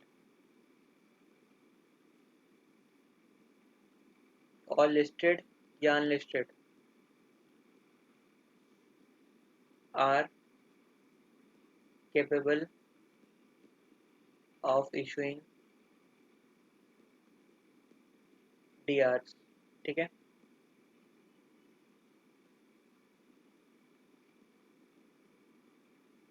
the issue of DRs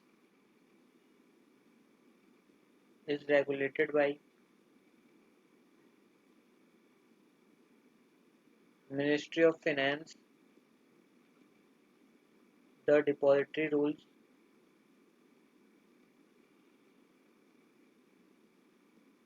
the depository receipt rules या स्कीम 2014। ठीक है,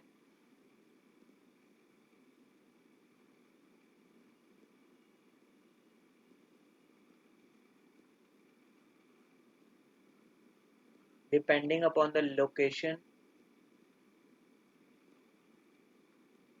in which DRs are issued, they are called। अगर यूएस में इशू किए तो क्या बोलेंगे? एडीआर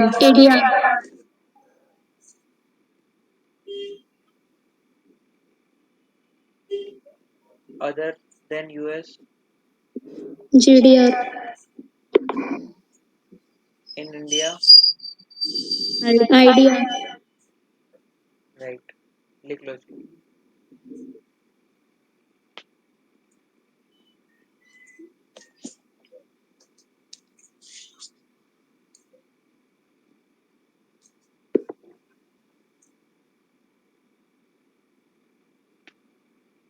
हुआ?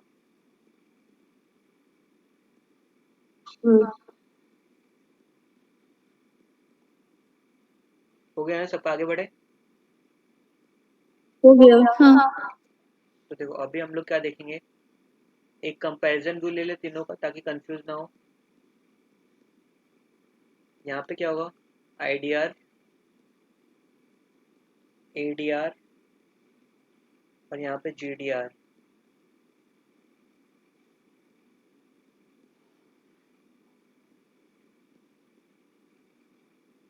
ये कौन सा करेंसी में होता है इशू? रुपीज रुपीज में, ठीक है ना। हम्म ये कौन सा करेंसी में होता है? डॉलर और ये किसी भी करेंसी में हो सकता है ना, हाँ कंट्री स्पेसिफिक।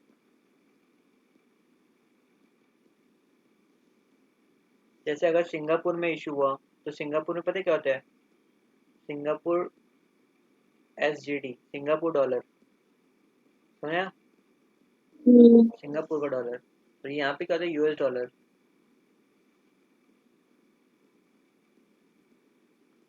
अब ये क्या होता है, इसका पर्पस क्या है? It enables, what does it enables? It enables foreign company to raise funds from कौन सा मार्केट?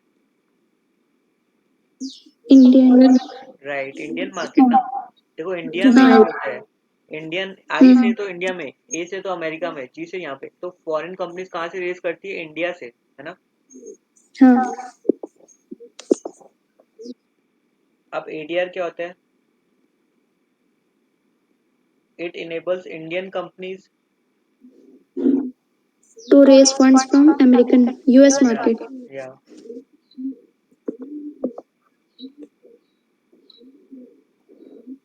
भैया मेरा रिक्वेस्ट एक्सेप्ट कर दो मेरा फोन ऑफ हो जाएगा क्या रिक्वेस्ट एक्सेप्ट करना है?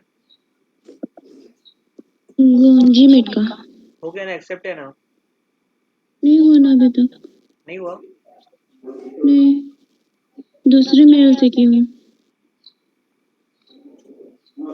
यहाँ पे तो कुछ नहीं, यहाँ एक्सेप्टेड है, देखो यहाँ कुछ दिखा रहा नहीं है। फिर से करती हूँ। हो जाएगा एक्सेप्ट अपने आप ही, कोई इशू नहीं है उसमें, ठीक है।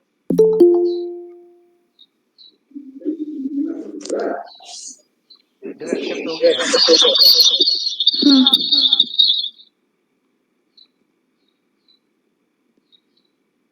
ठीक है, हुआ ये।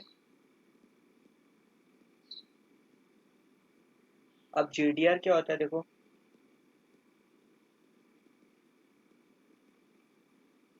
क्रिएटेड बाई, कौन क्रिएट करता है? ओवरसीज डिपॉजिटरी बैंक, है ना, ये पढ़े हम लोग। हाँ। कहाँ होता है? आउटसाइड इंडिया होता है ना। And issued to non resident investors, है ना। क्या बोलो, किसकी जगह हाँ। इशू होता है? Against issue of ordinary shares की जगह पे इशू होता है ना, ऑर्डिनरी इक्विटी शेयर्स, या फिर FCCB, foreign convertible, foreign currency currency convertible bonds, ये पता क्या कन्वर्टिबल होता है? बॉन्ड्स। ये क्या होता है? ये फॉरेन कौन सा करेंसी है? करते हैं, हाँ, कोई भी करेंसी को कन्वर्ट करता है। नहीं नहीं नहीं, लंदन, लग्जमबर्ग या सिंगापुर या हांगकांग, कहीं पे भी ये इशू हो सकता है ना जीडीआर, ये नोट कर लो फटाक से। ये एफसीसी भी समझना है क्या? हाँ।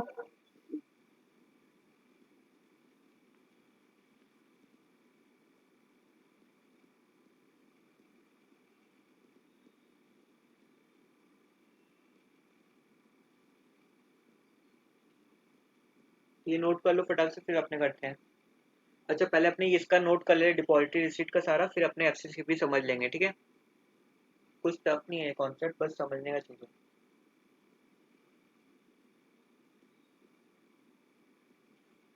तो बेसिकली आईडीआर, एडीआर, डीआर में हम लोग क्या इशू कर रहे हैं? बेसिकली यहाँ पे ऑर्डिनरी शेयर्स को इशू कर रहे हैं, बट वो कन्वर्ट होके वहाँ क्या फॉरेन में क्या बोलते हैं उसको? डिपॉजिटरी रिसीट, है ना, एक टाइप का सर्टिफिकेट होता है ऐसे ही, जैसे शेयर सर्टिफिकेट होता है ना, वैसे यहाँ पे इसको क्या बोलते हैं? Depository receipt. रिसीट पता है क्या होता है? कोई भी मतलब एक इनवॉइस टाइप का, है ना, रिसिप्ट। हाँ। तो वही है, यहाँ पे ये बन जाता है डीआर, यहाँ पे होता है शेयर सर्टिफिकेट। बल्कि होता वही है, शेयर टाइप ही है ना, शेयर में जो राइट्स मिलते हैं सारा वही मिलेगा, उसको बोलेंगे एज ए ट्रीट करेंगे क्या है, तो डिपॉजिटरी। हाँ, डिपॉजिटरी रिसीट होल्डर बोलेंगे, बट वो है एक तरह से शेयर होल्डर ही है ना। बट हाँ। क्योंकि शेयर नहीं होल्ड कर सकते डायरेक्टली, उसमें हम लोग आरबीआई का बहुत सारा कंप्लायंसेस फॉलो करना है, इसलिए हम लोग डीआर इशू करते हैं ताकि इजी प्रोसेस है। तो this was the difference between IDR, ADR and GDR.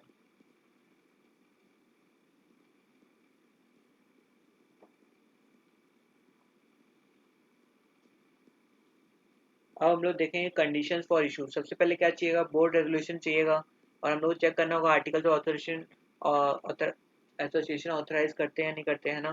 फिर हम लोग को क्या पास करना पड़ेगा जनरल मीटिंग में? ओआर या एसआर?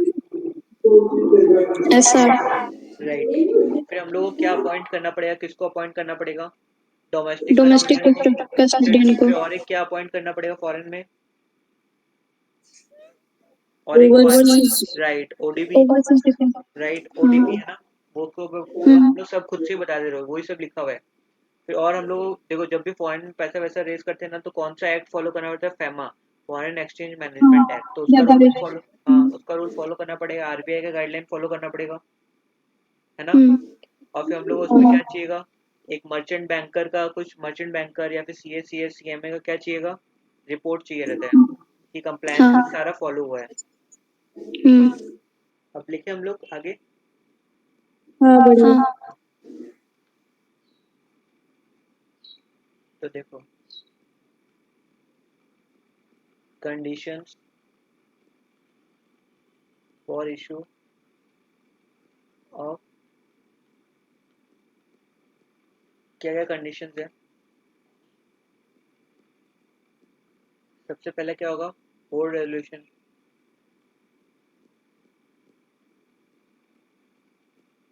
फिर क्या होगा, special resolution in general meeting general meeting, to be passed, है ना। फिर थर्ड क्या है, कंपनी को क्या अपॉइंट करना पड़ेगा, डोमेस्टिक कस्टोडियन, डोमेस्टिक कस्टोडियन। फिर और एक क्या अपॉइंट करना पड़ेगा, overseas depository bank, overseas depository bank. वो क्या करेगा, which will issue, depository receipts, right. और डीआर किसकी कस्टडी में रहेंगे, हाँ, ओवरसीज कस्टोडियन बैंक है ना। हाँ,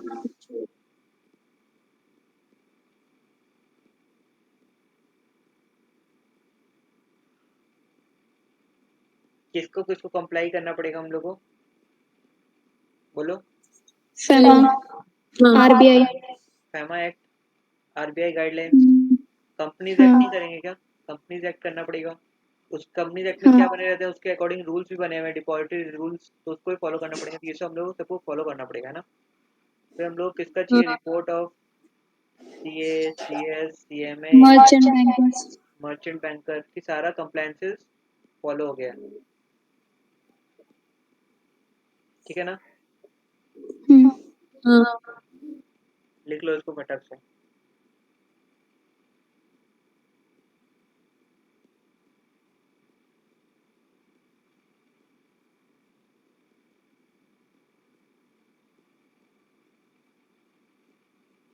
हो गया। अब मैनर ऑफ इशू देखेंगे, कैसे इशू कर सकते हैं हम लोग, है ना।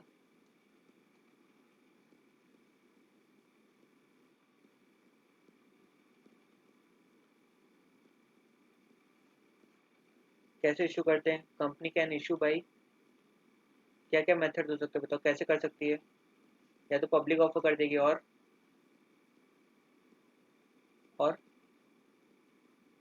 प्राइवेट प्लेसमेंट, किसी बड़ा फॉरेनर को दे दिया, है ना, जैसे वॉरेन बफेट को दे दिया, है ना,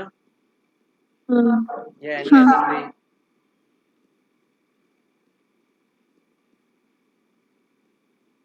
है ना। अब जो नेम ऑफ ओ शेयर्स किसके पास होते हैं, ओडीपी के पास होते हैं ना, तो उसका, है ना, शेयर होल्डर कौन होता है, फॉर टाइमिंग सारे शेयर्स ओवरसीज डिपॉजिटरी बैंक के पास रहते हैं ना। भूल गए क्या, हम लोग डोमेस्टिक कस्टोडियन को देती है कंपनी, तो वो किसको देता है, ओवरसीज ओडीपी को देता है, तो इसके पास है। ओडीपी, तो रजिस्टर ऑफ मेंबर्स जो होता है उसमें किसका नाम होना चाहिए ना, ओडीपी का। हाँ, तो यहाँ पे ओडीपी का नाम होगा इन रजिस्टर्ड ऑफ मेंबर्स, ठीक है।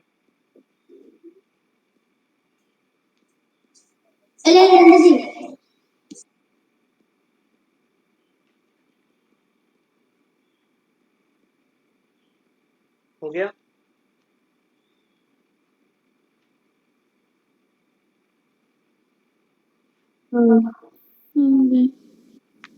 अब एफसीसी भी देखते हैं क्या होता है,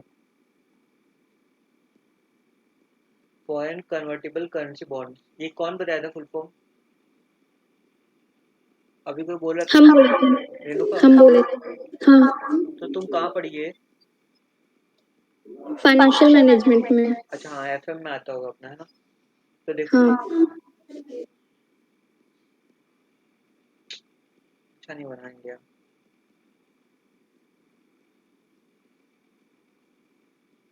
ठीक है, ये इंडिया का नीचे वाला पार्ट है। यहाँ पे क्या होगी, कोई इंडियन कंपनी होगी, ठीक है। हाँ, वो क्या कर रही है, इशू कर रही है, क्या कर रही है, का फुल फॉर्म क्या है, foreign currency currency convertible bond, convertible bond, क्या इशू हो रहे हैं यहाँ पे, शेयर, बॉन्ड, नहीं बॉन्ड बॉन्ड्स, इशू हो रहे हैं, देखो, हाँ, कन्वर्टिबल, कन्वर्टिबल मतलब ये बॉन्ड जो इशू हो रहा है ना, वो फ्यूचर में क्या हो सकता है, ऑप्शन रहेगा। जो बॉन्ड होल्डर है वो या तो इसको कन्वर्ट करा लेगा इन इक्विटी शेयर्स, या फिर इसको बॉन्ड के जैसे ही रिडीम करा लेगा। समझ में आता है? हाँ ये कौन सी करेंसी में रहेगा? इंडियन करेंसी क्या? हाँ क्यों? नहीं फॉरेन करेंसी। क्यों? नाम ही है देखो, फॉरेन करेंसी। हाँ फॉरेन करेंसी में रहेगा ये। मान लो डॉलर में। हाँ किसको इशू कर रहे हैं? मेरे को क्या? नहीं राम को? नहीं श्याम को? ये है मिस्टर रॉबर्ट, जो कि नॉन रेसिडेंट ऑफ इंडिया है। उनको नॉन रेसिडेंट को इशू होता है। समझ लो यूएस का है वो। ठीक है, रॉबर्ट कहाँ रहता है? यूएस।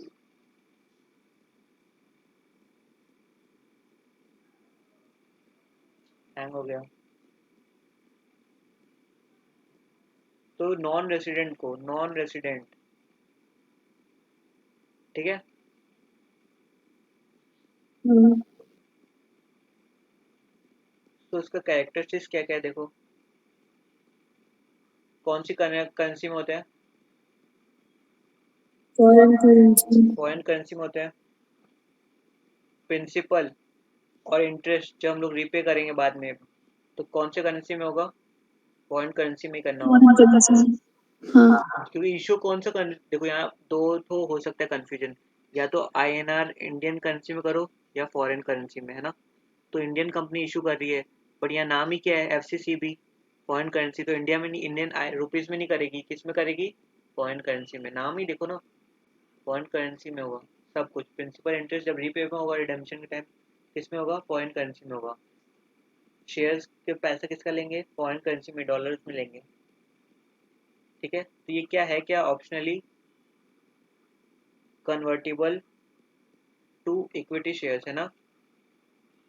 इक्विटी शेयर्स में कन्वर्ट हो सकता है आफ्टर 1 ईयर 2 ईयर, जो भी बॉन्ड का टाइम लिखा हुआ है। हाँ ये क्या होता है, सिक्योर्ड या अनसिक्योर्ड? अनसिक्योर्ड होता है।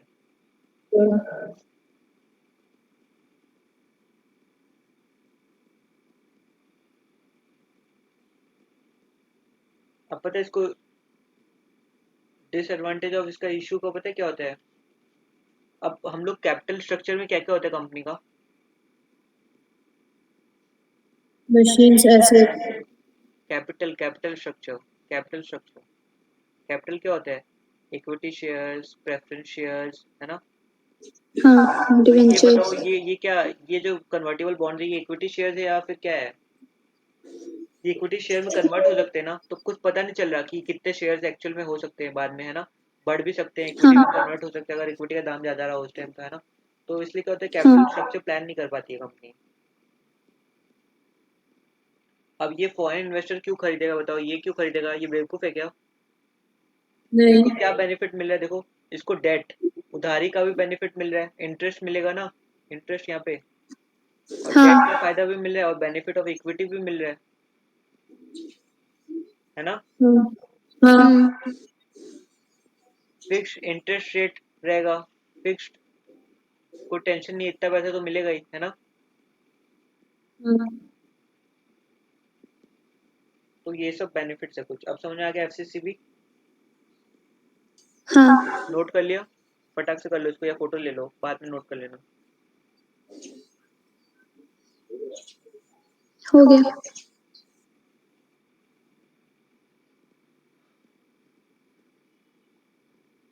तो देखो, हो ग्लोबल गया। रिसिट, ग्लोबल डिपॉजिटरी रिसिट क्या होता है? Section 41 of the act provides for the issue of global depository receipt. A company may issue GDR in any foreign currency. Foreign currency में इशू होता है ना। और आईडीआर किस में होता है? रुपीज में, है ना। इंडियन। हाँ राइट। फॉर दिस पर्पज क्या करना पड़ेगा हम लोगों को? स्पेशल रेजोल्यूशन पास करना पड़ेगा। हाँ बोर्ड और रेजोल्यूशन। और देखो रूल्स है कुछ, companies issue of global depository rules, receipt rules, उसको फॉलो करना पड़ेगा, है ना। हाँ अब देखो, रूल 2C क्या डिफाइन करता है देखो। Defines the term scheme, as the foreign currency convertible bonds, हम लोग समझे इसका मतलब, हाँ अभी देखे ना, and ordinary shares through depository scheme, ये बता रहे कि क्या मीनिंग है इन दोनों का। ठीक है, अभी काम करें हम लोग, तुम लोग यहाँ तक पढ़ के आओगे, देखो बहुत इशू हो रहा है, मतलब बहुत बार वो फ्लैश कर रहा है ना, तो इसको पढ़ के आना तुम लोग यहाँ तक। फिर अपन तो मोस्टली सारा ही बता दिया है, इसमें क्या है क्या नहीं है, बाकी पढ़ के आना अपन कल, मतलब आज ही शाम को जो क्लास होगा तो उसमें सारा डिस्कस कर लेंगे। मेन आइडिया तो समझ में आ गया ना क्या होता है। हाँ देखो उसमें यही सब लिखा हुआ है, बोर्ड ऑफ डायरेक्टर्स को क्या करना पड़ेगा, रेजोल्यूशन पास करना पड़ेगा। शेयर होल्डर्स का क्या होगा, स्पेशल रेजोल्यूशन पास करना होगा। क्या होगा, ओवरसीज डिपॉजिटरी बैंक, देखो सब वही लिखा हुआ है, किसके कस्टडी में होगा, सेम ही है देखो। अपॉइंट क्या क्या करना पड़ेगा, ये सब को अपॉइंट करना पड़ेगा, तो ये सब ही है देखो, है ना। मतलब समझ लिया अपन सारा क्या होता है क्या नहीं होता है। फिर इसके बाद हम लोग चार्ज कल कर लिए थे ना, हाँ चार्ज देखे थे क्या हुआ था क्या नहीं होता, रजिस्ट्रेशन ऑफ चार्ज करना पड़ता है हम लोग बताए थे ना। फिर मान लो अगर नहीं हाँ चार्ज रजिस्टर करते तो क्या होगा, तो ये सब हम लोग देख लिए थे कल। ये इसको हम लोग अभी वापस नहीं करेंगे। कल का लेक्चर जो कर लिए वो लोग ठीक है, जो नहीं किए अगर रिकॉर्डिंग अपलोड हो जाता है 1-2 दिन में तो आई विल शेयर, ठीक है ना। तो ये हो गया, तो चार्जेस बेसिकली अपना हो गया, ये चैप्टर भी किया हुआ है। अगर इसमें कोई डाउट रहेगा तो पूछ लेना।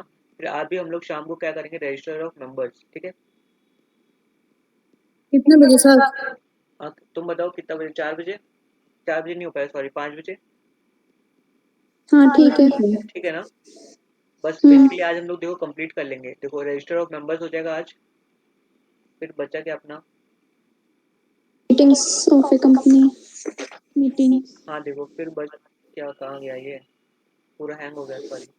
तो मीटिंग्स बचता है फिर, और कुछ थोड़ा बहुत चैप्टर्स बचेगा तो वो अपन कर लेंगे, है ना।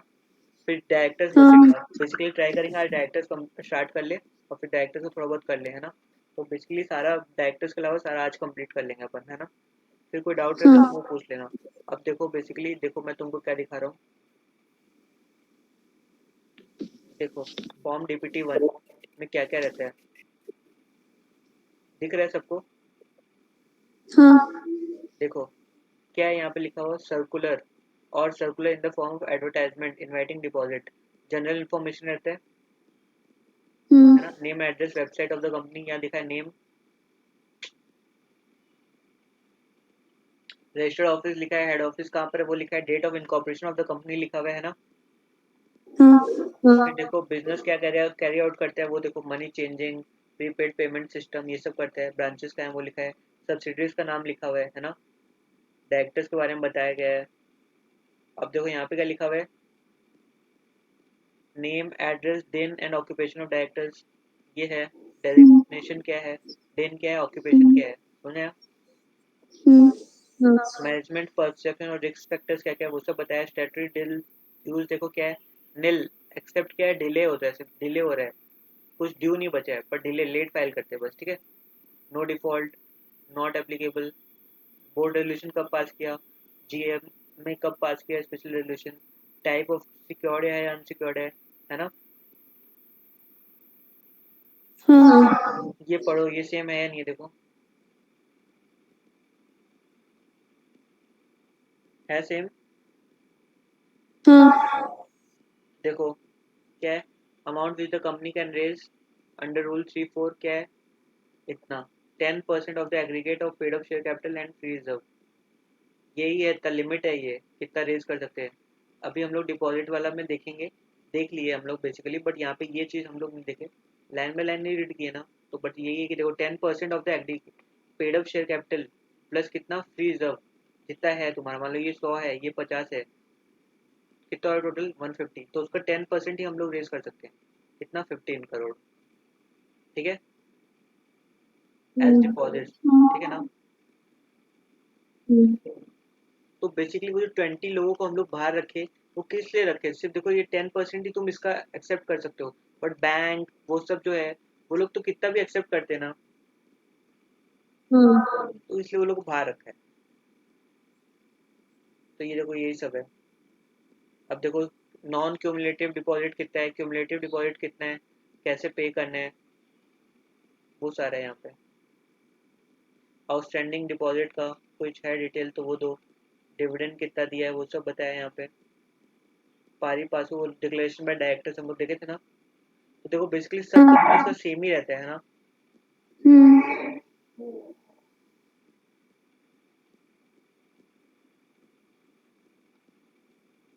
अब देखो हम लोग देखेंगे register of members. Register of members हम लोग कर रहे हैं ना, आप नेक्स्ट वाले में बचा हुआ है रजिस्टर ऑफ मेंबर्स भी बचा हुआ है, ठीक है, तो वो देखेंगे हम। तो हाँ बेसिकली इसको देख लो कैसा होता है। फॉर्म नंबर कौन सा है?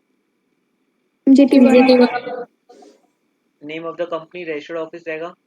For each class of shares, जितने टाइप के क्लास है ना, मान लो equity shares with equity normal shares, equity preference share with DVR differential voting rights.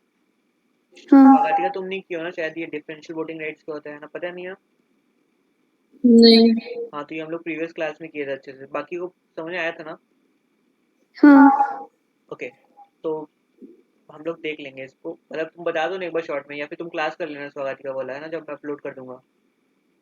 हाँ ठीक है। ठीक है, तो देखो तो ये क्या है, हर एक क्लास के लिए मेंटेन करना होगा ये सारा डिटेल, सिर्फ कुछ शेयर्स के लिए नहीं। देखो क्या है, क्लास ऑफ शेयर्स लिखना पहले यहाँ पे, फिर क्या नॉमिनल वैल्यू पर शेयर कितना है, फिर टोटल शेयर्स कितने हेल्ड है, ठीक है, फिर फोलियो नंबर सीरियली नंबर्ड होने चाहिए सारा। तो देखो personal details, name of the member क्या है, जॉइंट होल्डर है तो क्या है, एड्रेस क्या है उसका, ईमेल आईडी क्या है, same registration number, unique identification number. तो सिन क्यों बोला है, कंपनी भी तो शेयर होल्ड कर सकती है, एक नेचुरल पर्सन होल्ड कर सकता है, तो कोई दूसरी कंपनी भी तो होल्ड कर सकती है, तो उसका सिन नंबर होगा।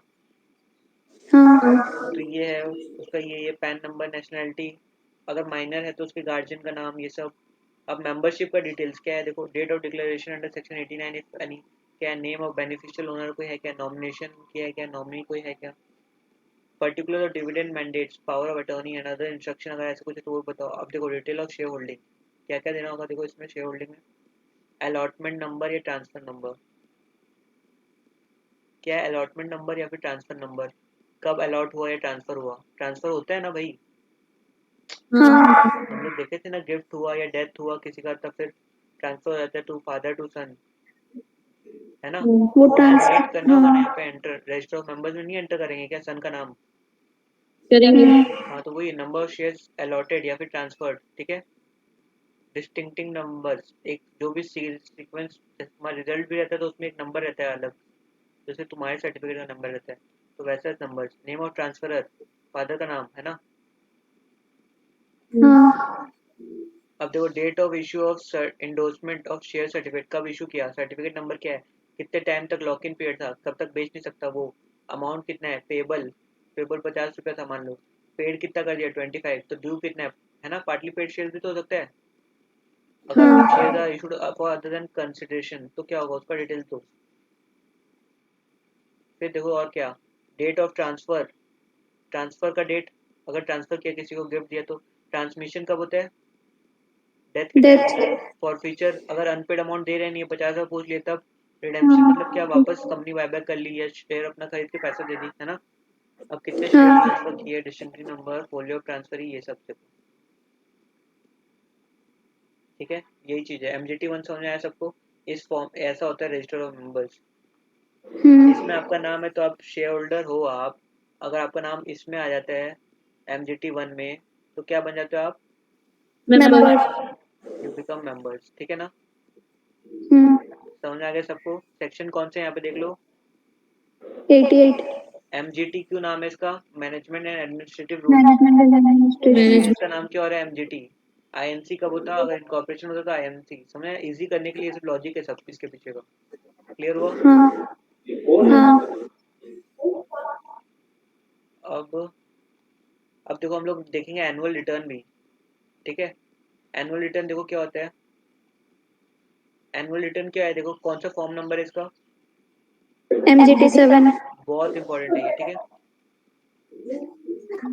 किसके किसके किसके लिए, बाकी सब कंपनी को, ये दो कंपनी को छोड़ के बाकी सब कंपनी ये फॉर्म कर फिल करेगी, ठीक, कौन सी कंपनी छोड़ के, ओपीसी एंड स्मॉल कंपनी, ठीक है। स्मॉल कंपनी अब देखो यहाँ पे क्या है, ये कंपनी का ही है, देखो फिल किया हुआ है, कंपनी का सिन नंबर, ठीक है, ग्लोबल लोकेशन नंबर नहीं एप्लीकेबल है, पैन नंबर दिया हुआ है, ठीक है।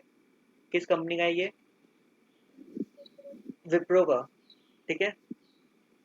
रजिस्टर्ड ऑफिस कहाँ है, ईमेल आईडी दिया हुआ है, टेलीफोन नंबर, वेबसाइट दिया हुआ है, इनकॉर्पोरेट कब हुई थी, सब सुन रहे हो ना। हाँ। देखो टाइप ऑफ कंपनी क्या है, ये प्राइवेट पब्लिक क्या है, पब्लिक कंपनी। और category of company, company limited by क्या है, गारंटी या शेयर्स। शेयर्स अब ये क्या है, shares Indian non government company है, ठीक है। कंपनी का हाँ। शेयर कैपिटल है, यस। लिस्टेड है विप्रो, यस। स्टॉक एक्सचेंज कहाँ लिस्टेड है देखो, नेशनल स्टॉक एक्सचेंज में लिस्टेड है और बीएसई में भी, ठीक है। हाँ। CIN of the registrar and transfer agent, जब भी ट्रांसफर होते हैं तो वो सब कौन दिखता है, ट्रांसफर एजेंट दिखता है, शेयर वगैरह, तो उसका सिन दिया है यहाँ पे, ठीक है। कंपनी का नाम क्या हाँ। है, केफिन टेक्नोलॉजीज प्राइवेट केफिन, लिमिटेड। केफिन जो ट्रांसफर एजेंट है उसका नाम क्या है, केफिन। एड्रेस दिया है यहाँ पे, कब से कब तक है वो दिया हुआ है। अब देखो whether annual general meeting held, yes, कब हुई थी, 14/7/2021 को। ड्यू डेट कब थी, 30/9 को। ड्यू डेट क्या होता है एजीएम का, सितंबर, 30 सितंबर, 6 months from the end of financial year. तो एंड ऑफ फाइनेंशियल ईयर कब होता है, 31 मार्च। 31 तो उससे 6 महीना कब होगा, अप्रैल मई सितंबर। जून जुलाई अगस्त सितंबर, सही है ना। हाँ। एक्सटेंशन हुआ, एजीएम ग्रांटेड नहीं। प्रिंसिपल बिजनेस क्या है, देखो एक ही है, क्या है, इंफॉर्मेशन कम्युनिकेशन में, है ना, कंप्यूटर प्रोग्रामिंग हाँ। Consultancy and related activities. Turnover कितना है, 100% पैसा इसी से आता है, ये सब एक्टिविटीज से, ठीक है। नंबर ऑफ, अब देखो यहाँ क्या है, होल्डिंग कंपनी या सब्सिडरी कंपनी का इन्फॉर्मेशन दिया हुआ है, कितनी कंपनीज है, 102। देखो क्या क्या नाम है, विप्रो एलएलसी, क्या है ये, सब्सिडरी लिखा हुआ है ना, सब्सिडी। वैसे देखो इतनी हाँ। सारी कंपनी है, ये सब सब्सिडरी है, ठीक है। अब देखो शेयर कैपिटल, कितने इक्विटी शेयर है, ऑथराइज कितने हैं, इतने सारे, इशूड इतने, सब्सक्राइब्ड इतने, पेड अप शेयर कैपिटल कितना है, इतना, समझ आते हैं। हाँ। अमाउंट, ये शेयर, नंबर ऑफ शेयर्स है यहाँ पे, ये क्या है, अमाउंट ऑफ शेयर्स, इतने हैं इतने हैं इतने हैं, ठीक है। क्लास ऑफ शेयर्स कितना है यहाँ पे, 1, एक ही टाइप का शेयर है। नंबर ऑफ इक्विटी शेयर्स क्या है, ये है, नॉमिनल वैल्यू कितना है, ₹2, तो उससे मल्टीप्लाई करके आ जाएगा ये अमाउंट। अब देखो प्रेफरेंस शेयर कैपिटल है कुछ कंपनी का, इतना है इन नंबर और ये इन हाँ। रुपीज। अब नंबर ऑफ क्लासेस, क्या क्या क्लासेस, देखो प्रेफरेंस शेयर कैपिटल का सेम ही एक ही क्लास, दो क्लास का है, ठीक है। देखो एक क्या है, ऑप्शनली कन्वर्टिबल प्रेफरेंस शेयर, तो ये क्या होगा, ये किस में कन्वर्ट हो जाएगा, बोलो, इक्विटी। इक्विटी शेयर में, इक्विटी। इक्विटी शेयर में कन्वर्ट हो जाएगा। तो ये क्या होगा, ऑप्शन दिया जाता है कि 4 साल बाद जब मैच्योर होगा तो इसको क्या कर लो, या तो प्रेफरेंस शेयर की तरह रिडीम करा लो, या फिर इक्विटी शेयर में कन्वर्ट करा लो, ठीक है ना। अब देखो ब्रेकअप और पेड अप शेयर कैपिटल दिया हुआ है कि कितना, देखो हम लोग टाइप्स ऑफ इशू देखे थे, पब्लिक इशू कर सकते हैं, राइट इशू भी देखे थे हम लोग लास्ट क्लास में, है ना, देखे थे नहीं देखे थे, नहीं देखे थे क्या पवित्रा, राइट इशू नहीं देखे थे, बोनस इशू देखे थे। ओके राइट इशू नहीं देखे थे, ठीक है, राइट इशू छोड़ दो, बोनस देखे थे, हाँ। प्राइवेट प्लेसमेंट, प्रेफरेंशियल अलॉटमेंट, हाँ देखे थे। सब देखे थे, हाँ। स्वेट इक्विटी शेयर देखे थे। देखो ये हाँ। उसी का लिखा हुआ है यहाँ पे सारा ब्रेकअप, कि फिजिकल फॉर्म में कितना है, डीमैट में कितना है, और टोटल कितना इशू किया हम लोग, ठीक है। देखो सब वही है, अब समझ में आ रहा है थोड़ा बहुत। अब कन्वर्जन ऑफ प्रेफरेंस शेयर कितना हुआ, प्रेफरेंस शेयर्स भी तो इक्विटी में कन्वर्ट हो सकते हैं ना प्रेफरेंस शेयर, हाँ। हाँ। अब डिवेंचर भी है, जीडीआर एडीआर आज ही हम लोग पढ़े, नहीं पढ़ेगा, बड़े। हाँ। तो देखो डिमेटलाइज में कितना है, बायबैक ऑफ शेयर्स भी पढ़े थे कल, शेयर्स फॉरफिटेड कितना होगा जिस पे पेड अप नहीं हुआ, रिडक्शन ऑफ शेयर कैपिटल या कॉम्बिनेशन भी हो सकता है, तो नया सर्टिफिकेट देना पड़ता है, वैसा कुछ केस हुआ तो फिर कितना हुआ वो स्पेसिफाई किए। अब वही है देखो, एट द एंड और बिगनिंग कितना होता है, अब देखो डिटेल्स ऑफ शेयर या डिबेंचर ट्रांसफर कितने हुए, वो सब बताया है यहाँ पे, देखो यही सब है और कुछ नहीं है यहाँ पे। डिबेंचर्स देखो इशू किया तो नॉन कन्वर्टिबल है या पार्टली कन्वर्टिबल है या फुल्ली कन्वर्टिबल है, वो सब है। अब other type of securities, turnover कितना है देखो कंपनी का, सेल इतना है देखो, नेटवर्थ कितना है इतना, शेयर होल्डिंग पैटर्न देखो क्या है, इंडियन एचयूएफ कितने हैं, इंडियन कितना है होल्ड करते हैं, नॉन रेजिडेंट एनआरआई नहीं है कोई भी, तो ये सब देखो डिवीजन दिया हुआ है सारा, ठीक है। अब देखो share holding pattern, public offer other than promoters, promoter को छोड़ के क्या क्या होल्डिंग है देखो, इंडियन लोग कितना है, एनआरआई के पास इतना होल्डिंग है शेयर्स का, फॉरेन नेशनल के पास इतना, ठीक है। इंश्योरेंस कंपनी इतना होल्ड करके रखती है इस कंपनी का शेयर, विप्रो का, बैंक्स इतना होल्ड करके रख रहे हैं, ठीक है। फॉरेन इंस्टीट्यूशनल इन्वेस्टर्स, बड़े बड़े इन्वेस्टर्स होते हैं फॉरेन का, जो इंडियन कैपिटल मार्केट में इन्वेस्ट करते हैं। म्यूचुअल फंड के पास कितना है, इनके पास कितना है, सब ये ब्रेकअप दिया हुआ है, ठीक है। अब देखो total number of share holders other than promoter कितना है, इतना। अब प्रमोटर पब्लिक सबको मिला के शेयर होल्डर्स कितना है, इतना दिया हुआ है। Details of foreign institutional investors कितना है, देखो रसेल इन्वेस्टमेंट कितना होल्ड करता है, नंबर ऑफ शेयर इतना। और ये गोल्डमैन सैच्स हम लोग पढ़े थे ना कल, पढ़े थे नहीं पढ़े थे, ये बहुत बड़ा हाँ कंपनी है ना। हाँ वॉरेन हाँ वॉरेन बफेट। हाँ, तो वही देखो कितना शेयर होल्ड कर रहा है, 504। ये सब भी इंडियन कंपनी से इन्वेस्ट करके रखे हैं। अब नंबर ऑफ प्रमोटर्स कितने हैं at the beginning of the year, 10। At the end भी 10 ही है। मेंबर्स कितने हैं देखो, इतने इतने, है ना। अब details of directors and KMP दिया हुआ है, देखो प्रमोटर्स जितने हैं, एग्जीक्यूटिव नॉन एग्जीक्यूटिव। एग्जीक्यूटिव होता है full time. Non independent promoter कितने हैं, नॉमिनी डायरेक्टर्स कितने हैं, वो सब दिया हुआ है सारा डिटेल।